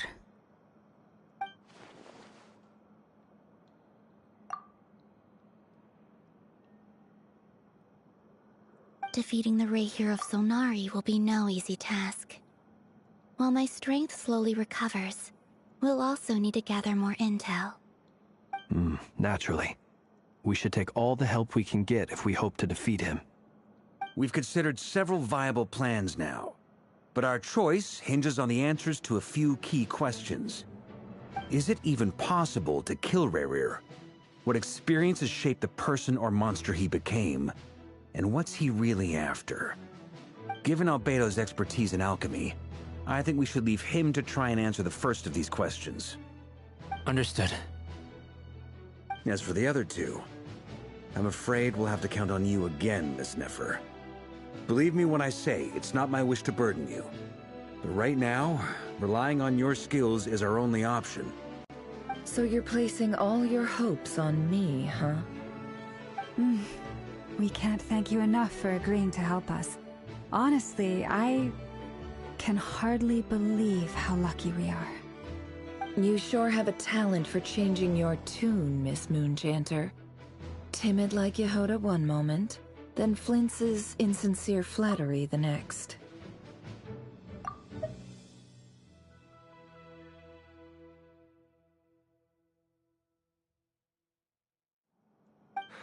Ladies, please. I must object to your portrayal of me. That's all. Feel free to keep bickering. Just pretend I'm not here. I almost don't want to leave this room. I'm curious to see how this plays out. I have faith in you, Miss Nefer. Something tells me you'll stand by us until the very end. Oh? And what makes you so sure of that? What if I suddenly decide that my compensation is insufficient? This isn't about the money. I can sense that you've got a deep-seated distaste for Rerir. And knowing you, that alone is motive enough. Look at them getting along so well. Like two peas in a pod.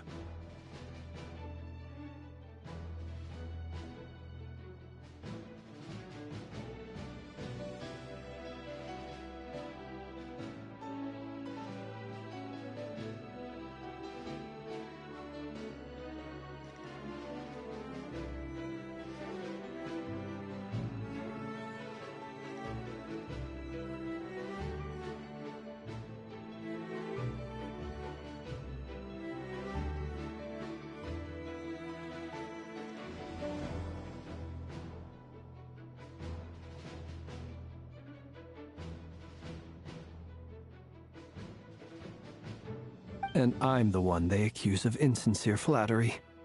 There is no justice. Miss Lauma, you have to understand something. Unlike you, I don't actually enjoy having everyone's hopes on my shoulders.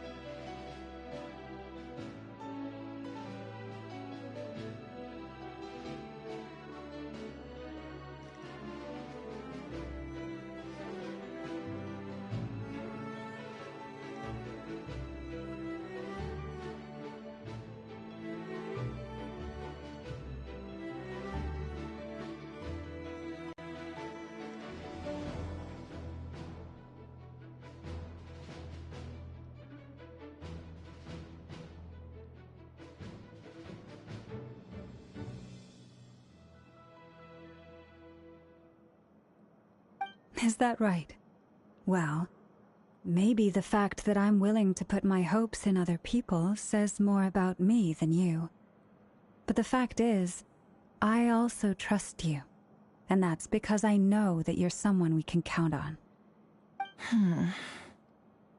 Anyway, we've got our plan, so let's get moving. Mr. Dainsleif, let's talk. And Traveler, once we're finished, if you've nothing else planned, I'd like you to come with me. This whole experience is teaching me a lot.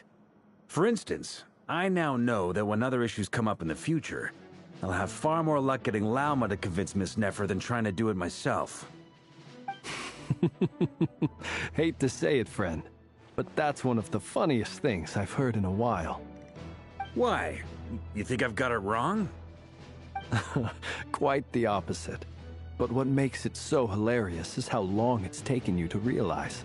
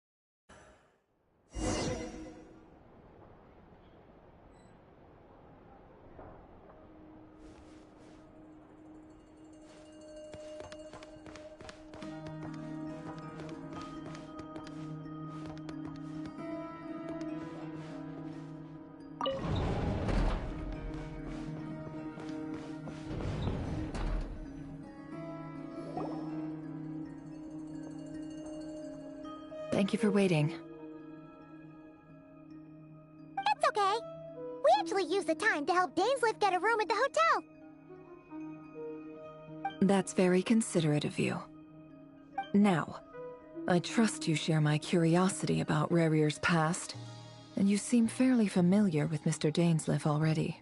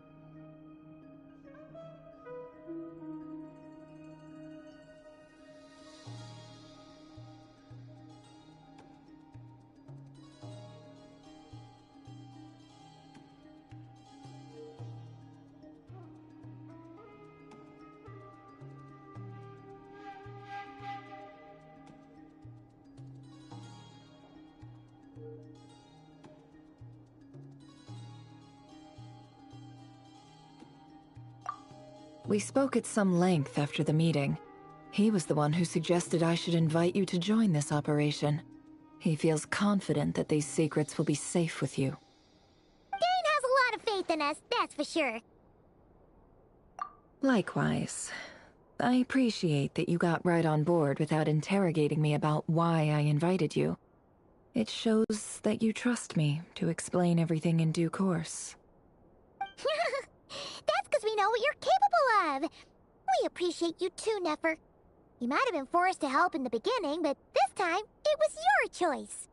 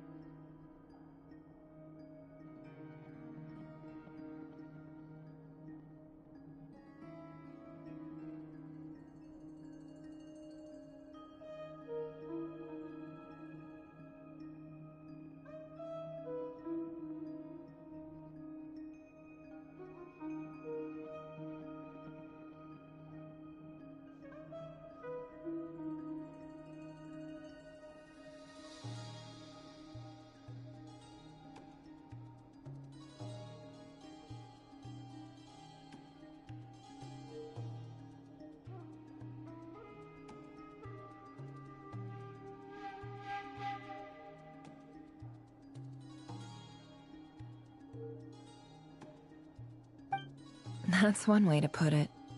Another is this, that once a decision's been made, it's set in stone. After that, my only goal is to see it through. Alright, so here's how it is. I'm going to access Rerir's thoughts again using my confidential method. Now, I'm sure you've seen things like this before on your travels, so you're surely well aware of how dangerous it can be. The reason I've gathered you all here is to ensure my safety during the proceedings. I plan for us to enter the fragment of his consciousness together, and once inside, I will focus on searching for information. Think of this as a diving expedition into someone's brain. If I'm the diver, you are my safety equipment, tasked with keeping me alive while I'm under the surface. Once the ceremony begins, we will all be spying on privileged information. But in the interests of safety, you must remain absolutely silent at all times. We will discuss our observations after the ceremony has concluded. Lastly, any individuals of a weaker constitution are advised not to partake in the ceremony. In any case, Paimon has her own job to do, which requires staying in the room, but not joining the ceremony.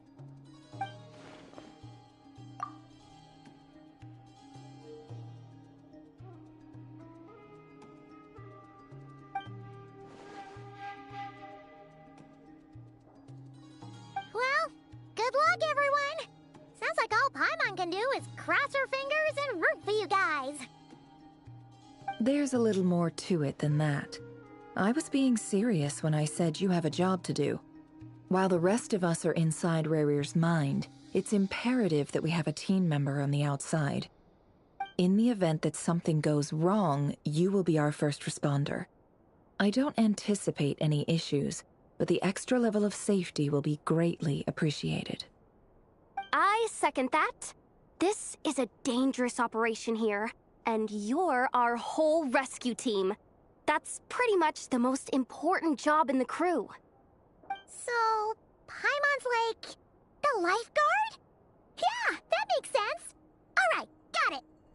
Good. Please, take a seat. We'll get started momentarily.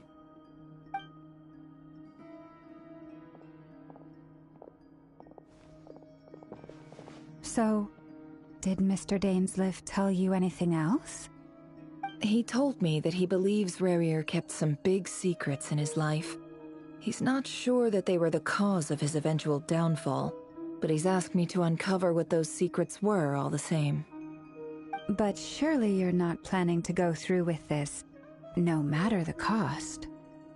If you think that, you'd be overestimating me. I'm a businesswoman, not a mercenary.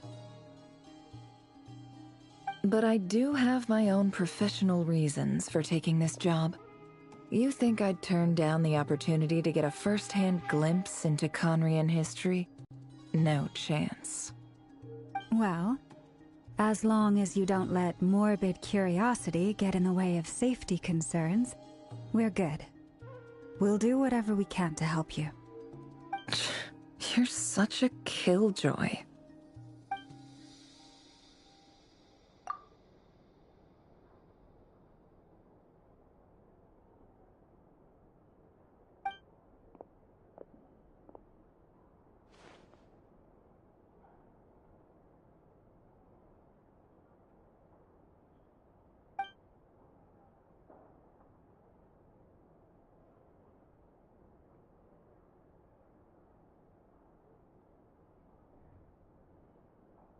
All right, I'm good to go. All set over here, too. Promise, Paimon, you'll be extra careful. All right. Let your whole body relax. We're about to begin. Close your eyes.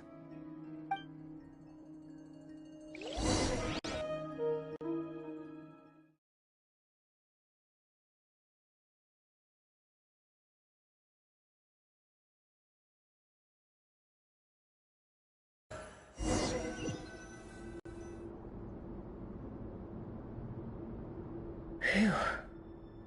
Could this be his office? Pretty standard setup. Bookshelves, paperwork, files. According to Dainsliff, Rarier used to be an intelligence operative. Chances are there's plenty of top secret intel stashed away in this room. Is this where you keep your secrets, Rarier? Can't say I'm not looking forward to this.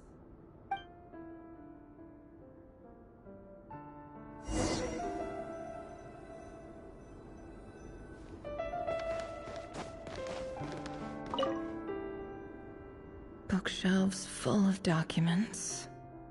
Looks like these are all files, packed with the personal details of individual Conrians. The Crimson Moon dynasty preceded the eclipse. Since Rarier worked as a secret agent during the latter, it stands to reason that he was tasked with purging remnants of the old dynasty. Yep, lines up exactly with what Dainsliff told me.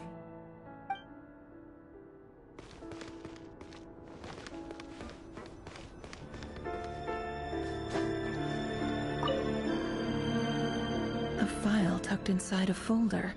The title reads, Dear Breakfast Shop Owner. It's a list of names. But at this stage, I have no idea who any of them even are.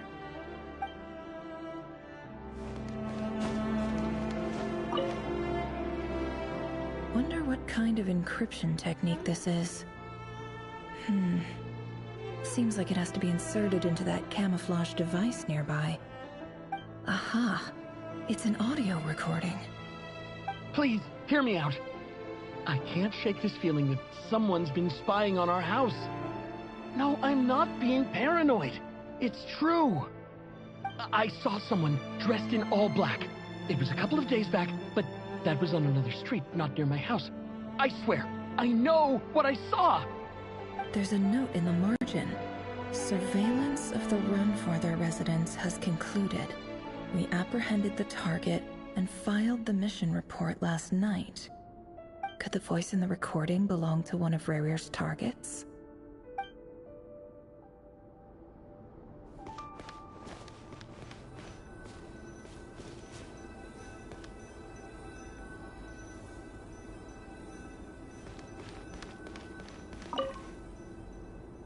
A box containing a ring inlaid with a precious gem. Must be for his girlfriend.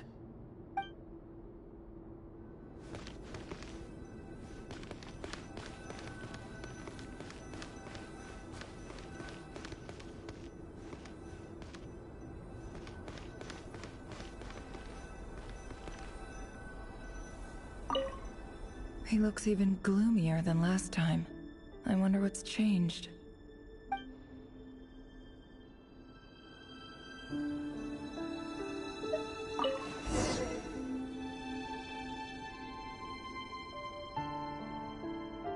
Today's files are in. Time to wade through them, just like usual.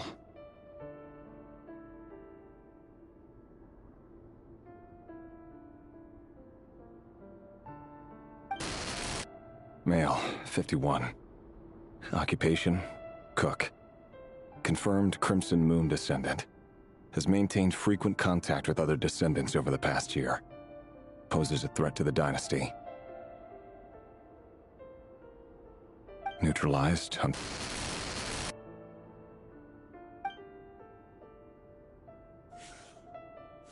This one should be archived under purged targets.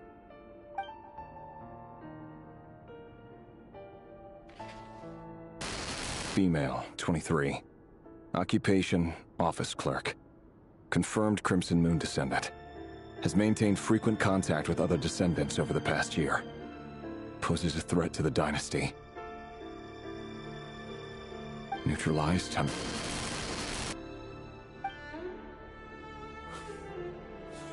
Another one for purged targets. Sounds like she was that other man's daughter. Never mind. What's it got to do with me?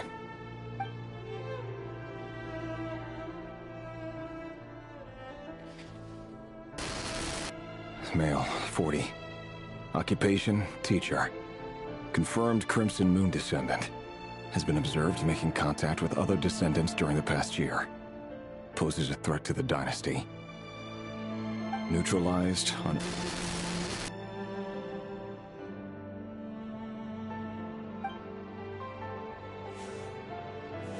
Just another nobody for the archive.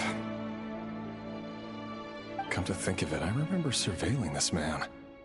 A case like his never would have been considered a priority in the past. Huh. He barely even interacted with other Crimson Moon descendants.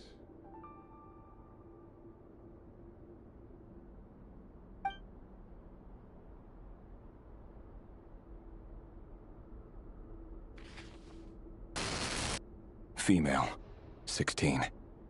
Occupation, none. Orphan and confirmed Crimson Moon descendant. Has been observed making contact with other descendants during the past year. Poses a threat to the dynasty. Neutralized on... Filed. I have no recollection of this girl. None whatsoever. She doesn't seem to be anyone important, but then again, how many of them really are?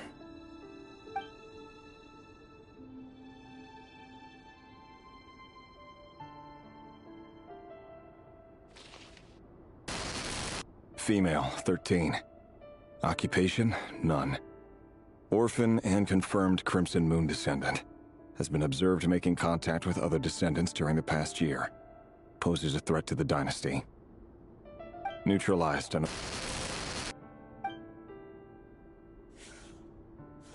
Filed.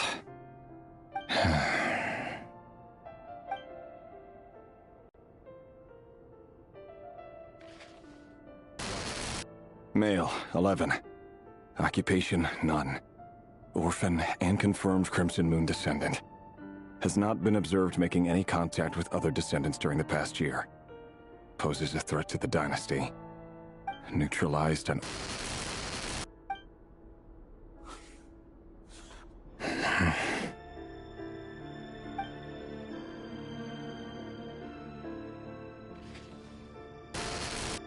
Male. 6. Occupation, none. Orphan and confirmed Crimson Moon descendant. Poses a threat to the dynasty.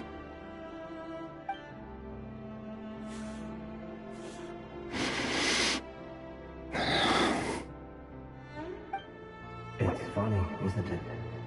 Your job is becoming both harder and easier at the same time, depending on how you look at it.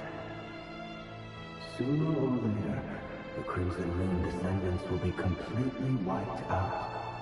But as their numbers dwindle, they become harder and harder to track down. That's not how it is. Fortunately, however, most of the able-bodied adults have already been taken care of. The remaining weaklings will be increasingly easy to deal with. No! No. My job is to ensure the survival of the Eclipse Dynasty. And the only way to do that is by eliminating any and all potential threats. It's a perfectly legitimate line of work. Every single one of my colleagues can attest to my fairness. And if my friends were aware of the facts, I know they'd back me up too. Assuming, of course, that they were aware of all the facts.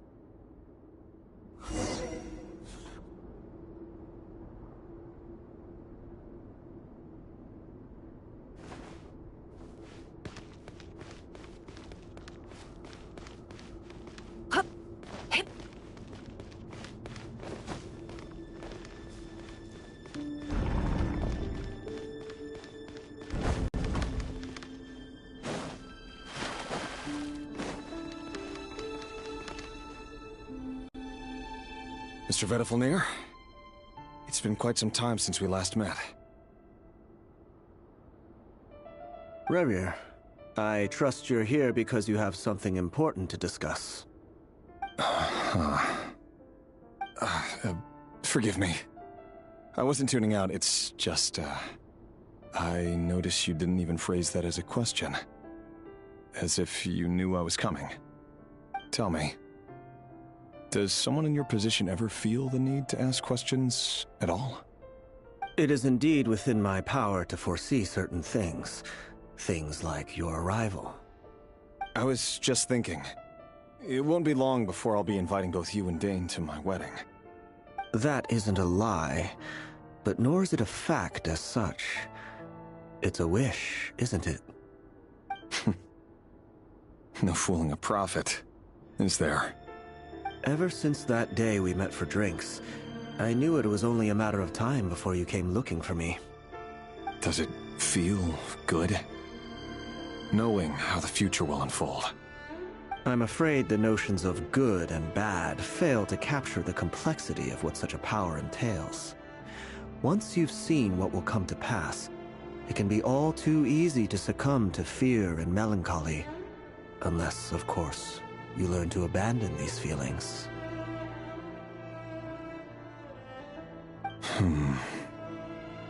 You fear my silence, and long to hear the words I left unspoken that day.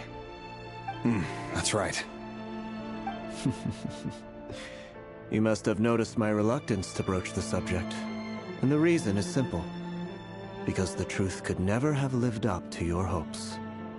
For both our sakes, such words are better left unsaid. The burden of prophecy was never meant for your shoulders. So who exactly do you deem worthy to hear your prophecies? None but our exalted king? Or rather, our king as he once was. You're closer to his majesty than I am. You must know better than anyone how much he's changed. You say that as though it is to my benefit. Yet precisely because of that, I dare not speak rashly. A king can turn out to be the most virtuous of rulers, or a tyrant more terrible than the most vicious of dragons. You are so wise and far-sighted, yet still you would have me live in fear of the unknown? You make a fair point. Especially given my silence alone was all it took to send you spiraling downwards. Very well then. Let me offer you some advice. And I say this not as a prophet or a visionary, but simply as the brother of your friend. For many reasons, there is very little chance of your marriage ending in happiness. If happiness is what you seek, you should find another fiancé.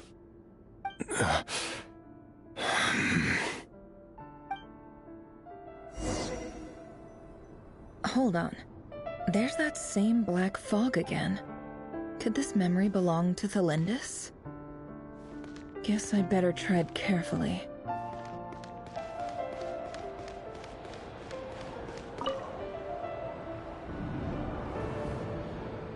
Wait.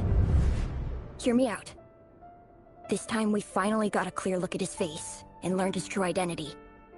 His name is Rayrir, and he claims to be one of the king's guards. What did you say? A cruel irony, isn't it? The man you're set to marry leads a double life as a brutal executioner.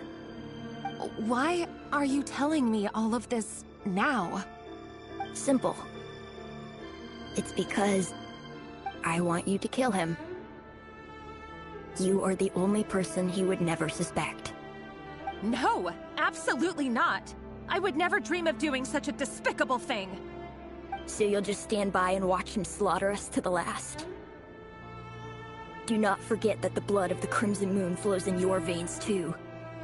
The blood of the Crimson Moon? What does that matter now? The dynasty has long been dead and gone. You think that alone is reason enough for me to throw away everything I have? Why wouldn't it be?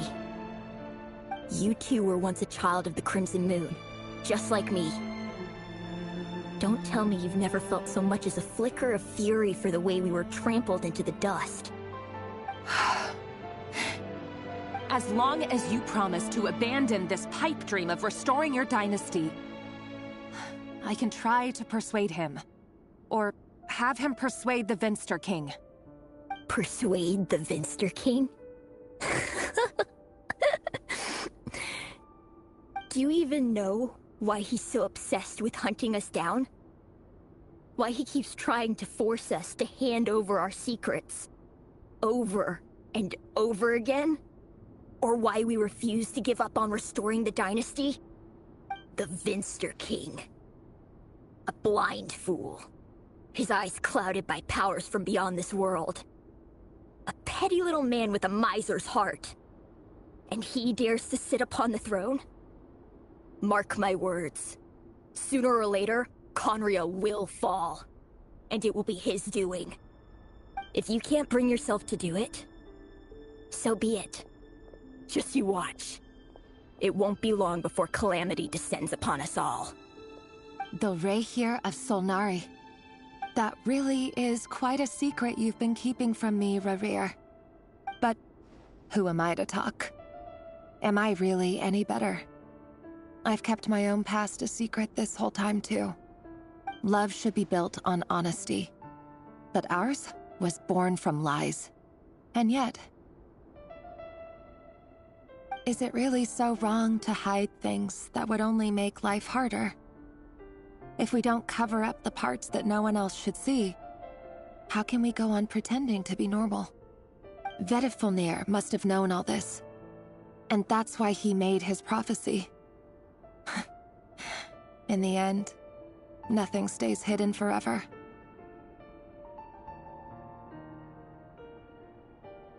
But I won't just sit by and watch this disaster unfold. I'll do everything in my power to protect what I cannot afford to lose, no matter who I have to face.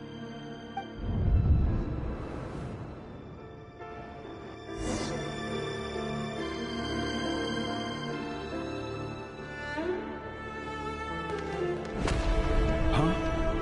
Was that Rerir who just walked past the window? Doesn't it give you the chills that he still takes the same road to work every day? As if nothing ever happened. Those people at the deli. Enough already. They're clearly pretty taken by their own disguises, so just smile and play along.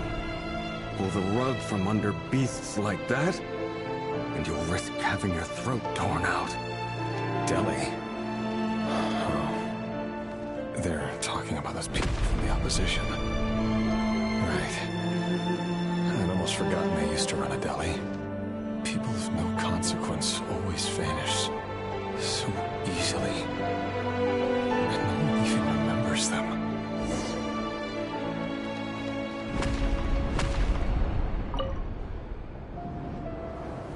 But surely you can see he's not the man he pretends to be. So many have died already, and they say that the king's madness grows with each passing day. We're not going to survive this, are we? But why does it have to be this way? Do we really deserve to die just because of the blood that runs through our veins? Felindis, are you even listening? Sorry, Freether. My mind was off wandering. I heard you, though. You're talking about what Rerir said. He's just following the king's orders. He's a secret agent, and it's his job to hunt down rebels and dissidents. By the time you first met him, he'd already taken lives. Maybe he was using you from the very beginning. No. Rerir has no idea I have anything to do with the Crimson Moon. My family are only distant relatives of the main lineage, and besides, my eyes are perfectly ordinary. Truth be told, apart from my teacher, pretty much no one knows I have any connection to any of it. It's been a long time since my family severed ties. But as Orlog said, who could possibly talk sense into that raving lunatic of a king? No one. I'll work something out. Trust me, I'm with you all. But for now, you need to keep yourselves hidden. Don't let anyone find you, anyone at all. Don't forget that Rerir is an Eclipse operative. You need to be extra careful when he's around. And when I am too. For now, don't come looking for me. And if anything happens to me, just act like we've never met. If even you can't escape this, what hope do the rest of us have? But after all this time together, surely he wouldn't lay a hand on you. I won't speak in his defense, nor can I give you a clear answer to that question. But I'll do everything I can to put an end to this. Here, hold on to this. If an opportunity to escape presents itself, take it. You'll be glad you took some spare change. You call that change? But what about you? I've got a job, and there's still money coming in. But you can't go anywhere right now. Please think about yourself for once.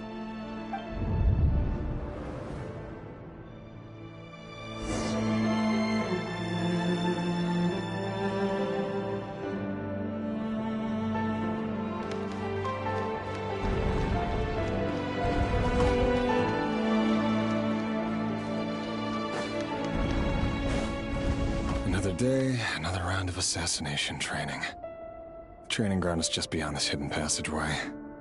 When you kill a person, doesn't it bother you when you end up covered in their blood? Why would it? Aren't we all just walking blood bags?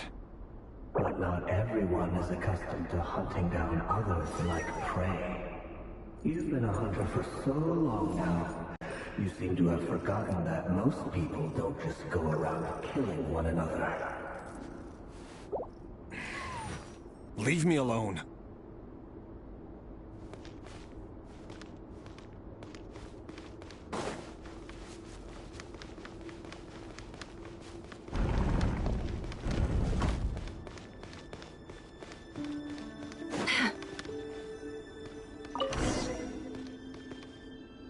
Make sure you have a firm grip on the handle. Then choose your angle well. Keep your movements light and brisk. And the prey won't sense a thing. I doubt that. I'll bet no one's ever died a quiet death at your hands. I work clean. No traces.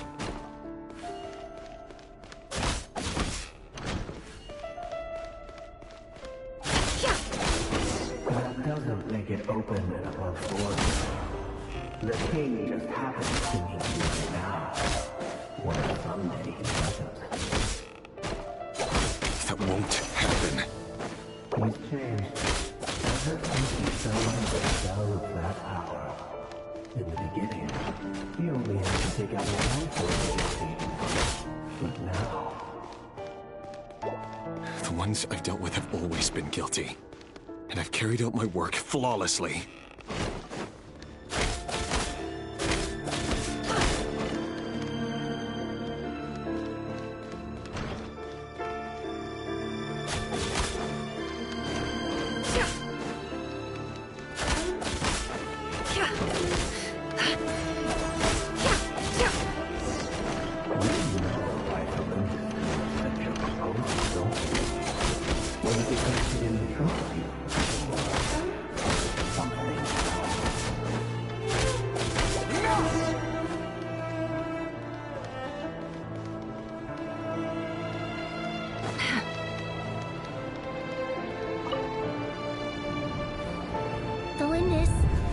Do you still remember Orlog?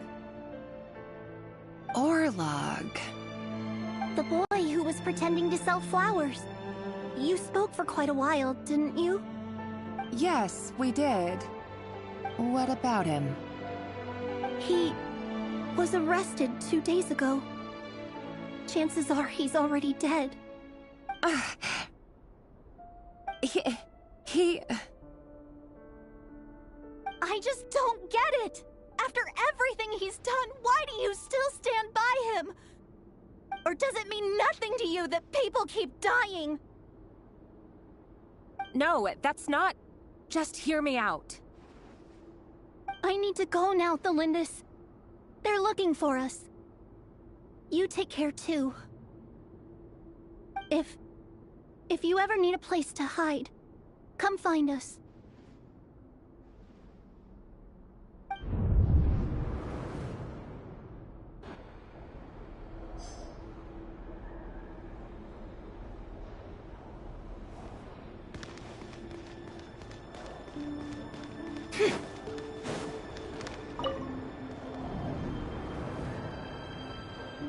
Author, Thelindis.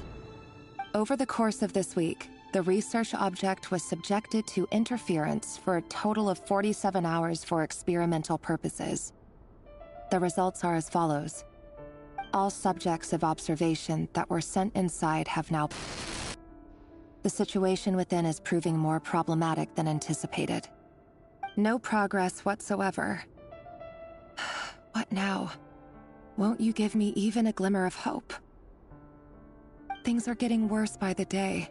I have to find a way or we'll all be in danger.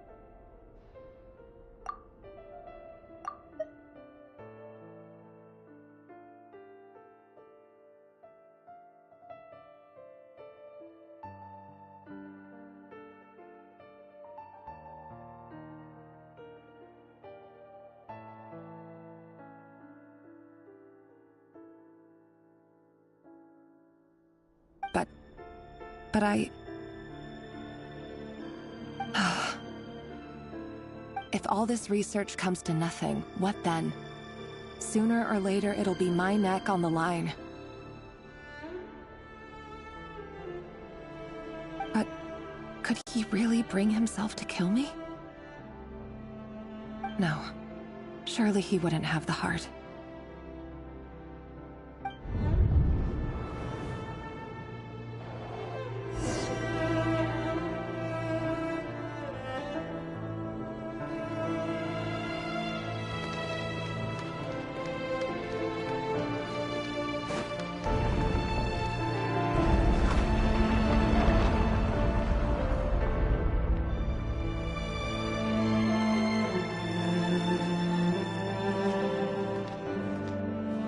Why won't you just let us go? We don't even know each other. All we want is to live ordinary, peaceful lives. You want... to live?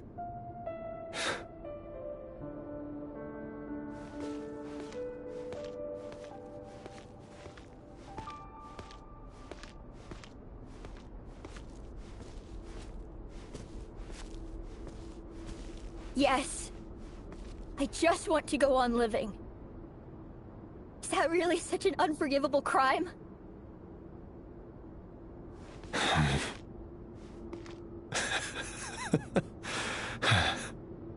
You want to go on living.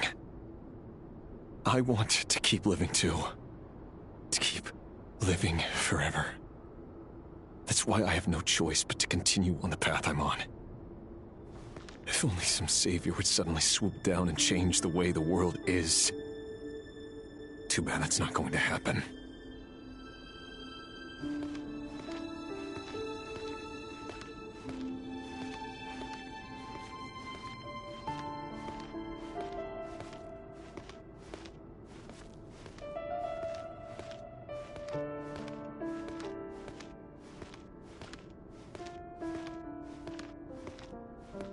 Imagine that. If there really were such a person, you and I wouldn't be standing here like this, would we?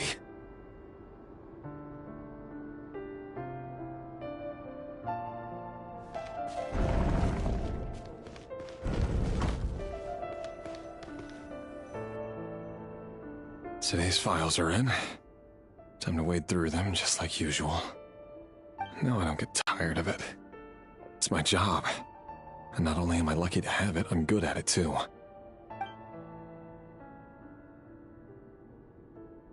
Huh. Wait. That's... Thelindis?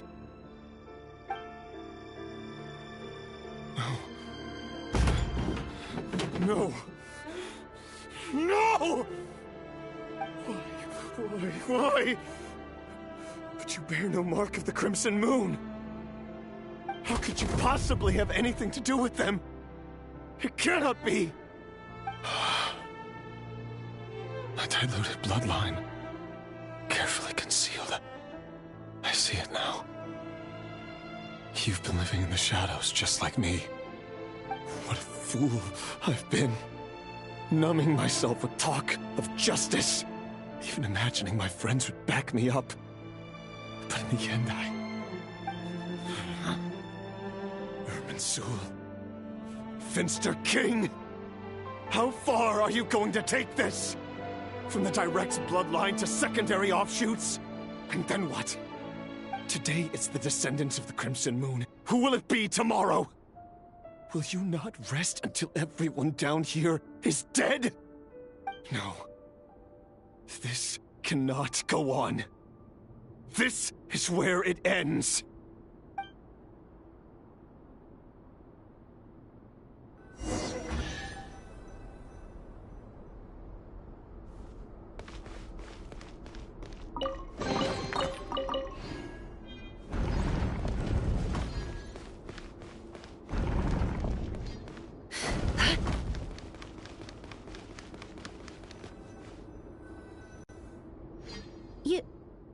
You're really letting me go? I am. As long as you can guarantee that no one will find you. Don't worry, I'll be extra careful. No one will know I was here. But what about you? Me? If you let me go, you won't be able to complete your mission, will you? Good point. In that case, maybe you should stay. No, please! I just want to see the outside world again. To... Go on living? Yes. I know you're a man of your word. So please, just let me go. If I let you leave, what will become of me? Just kidding. Go, now. But remember, don't let anyone know you were caught. We'll be seeing each other again very soon if you do.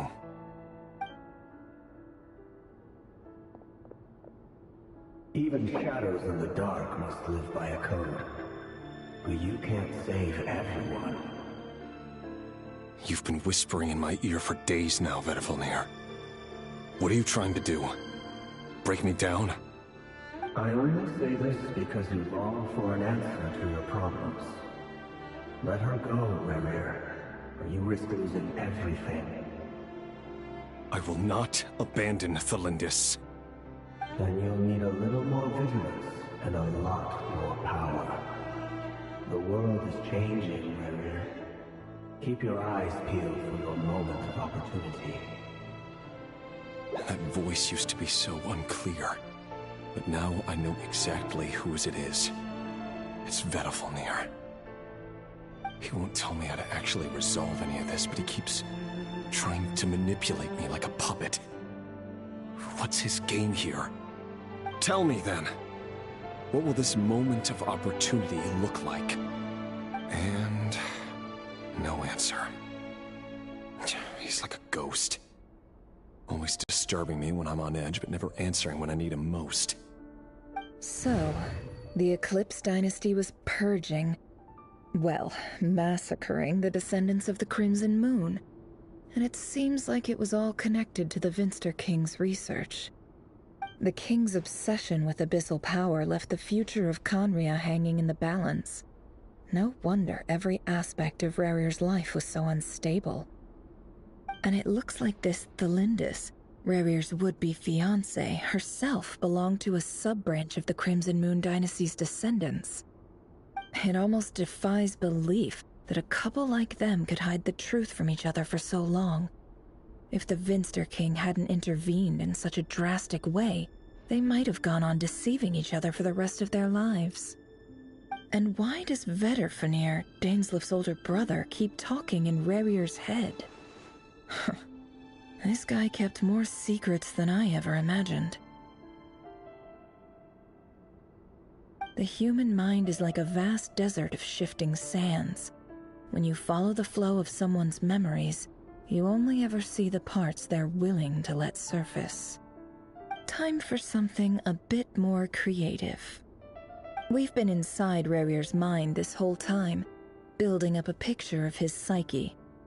There's already enough clues on the board to start reading between the lines and mapping out the rest.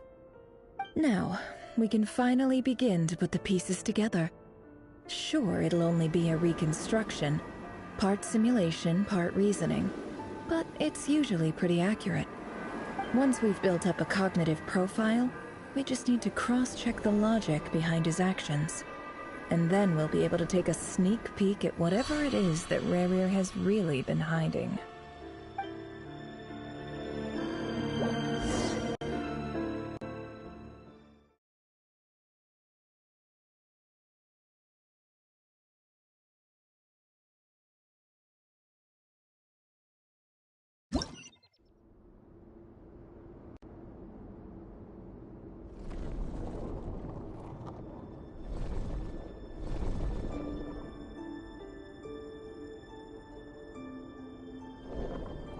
Rerir, are you there?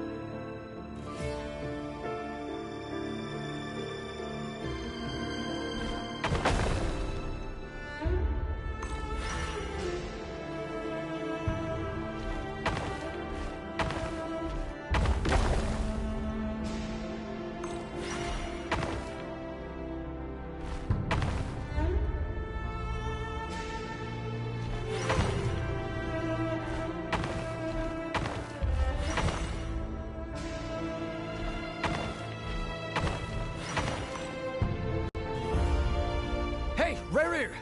Come out, it's urgent! Dane? What's wrong? Quick, come with me. I'll explain everything once we've met up with the others. Okay. I'll come. But the Lindis is still over at the Universitas. I'll need to leave her a note. All right then, but make it quick. I've never seen Dane so worked up before. Whatever this is, it must be big trouble.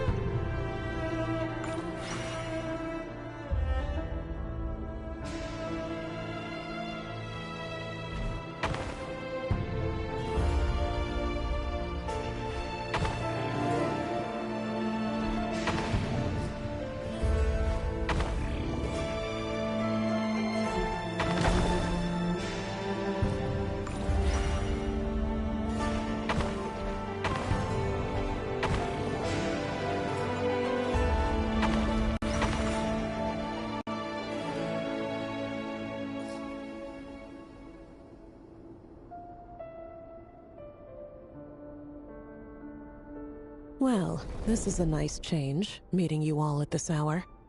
When men and women of ambition can speak face to face in broad daylight, I say that's a big step forward for our dear Conria. Don't be ridiculous.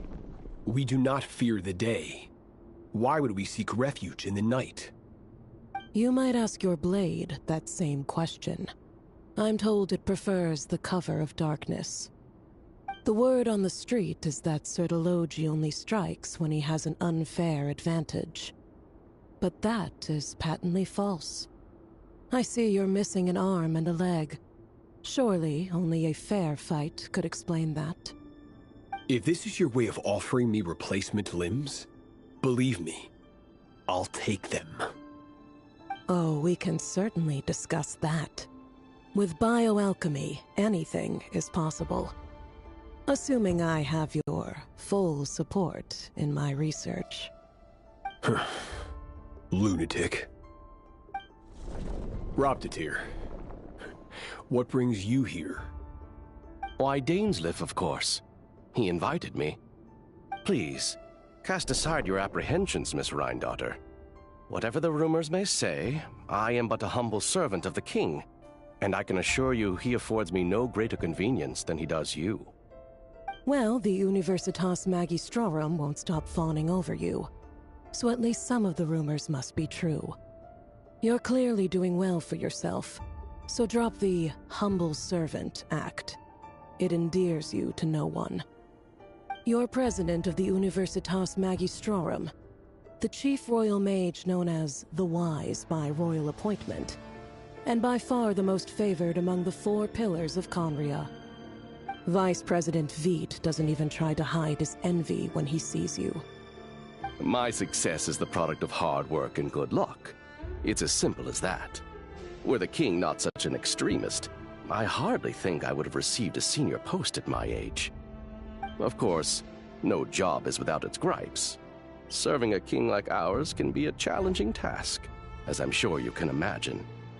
And as for Efterveit, in missing out on the presidency, he's dodged a mountain of stress.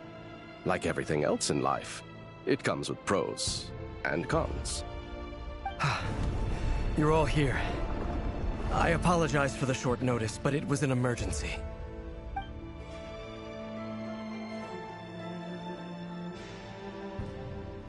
You must be Rerir. Mr. Sertologi. Yes, I handled your case file during your sentencing. Nothing personal, of course. I'm pleasantly surprised that you remember me. You're clearly a person of substance if you've been invited here. But Dainsleif, you'd better have a very good reason for convening this little gathering. It's my brother, Vedalfenir. After he spoke at the court this morning, the king was so infuriated by his words that he had him blinded in both eyes and thrown in prison. Vedalfenir in prison? Strange. I thought the king trusted him and Horoptatir more than anyone else in the world. Does this mean the king's circle of trust just got even smaller? It has nothing to do with trust. It's about what the king wants, which is as clear as day to anyone paying attention. I simply appease him, because it's in the best interests of the Universitas Magistrorum. And also because you're slimy. Vedalfenir, perhaps less so. But still, a visionless visionary? It rather inclines me to think that qualifications are not what get you ahead in Conria. Do you honestly think this is an important discussion to be having right now? Dane, what are you planning to do? Rescue Vedalfenir, I assume. Correct. It will mean storming the palace by force. Tonight. I need all of you on my side. That's far too dangerous. And don't forget, Dainsleif, you're captain of the Royal Guard. You swore an oath to the throne. You've been planning this for a while, haven't you? I have no desire to commit treason. But whatever critique the king may have of Vedalfenir, disfiguring your most loyal subject for putting the best interests of his court and nation first, this is not the conduct of a wise ruler. My blade will force the king to see the error of his ways. So, Vedalfnir's prophecy enraged the king. I'm sure it wasn't what he wanted to hear, but if he won't take counsel even from the visionary, that is deeply troubling news. The extent of His Majesty's madness is now all too clear. The question is, how does a man like me get out of this situation unscathed? You have noble ambitions, Dane, but I'm afraid they don't do much for a guy like me. I'm not interested in saving the world. All I want is a letter of pardon. A letter of pardon? For whom? Thelindis? The chances of the Vinster King issuing a pardon for anyone connected to the Crimson Moon seem vanishingly slim.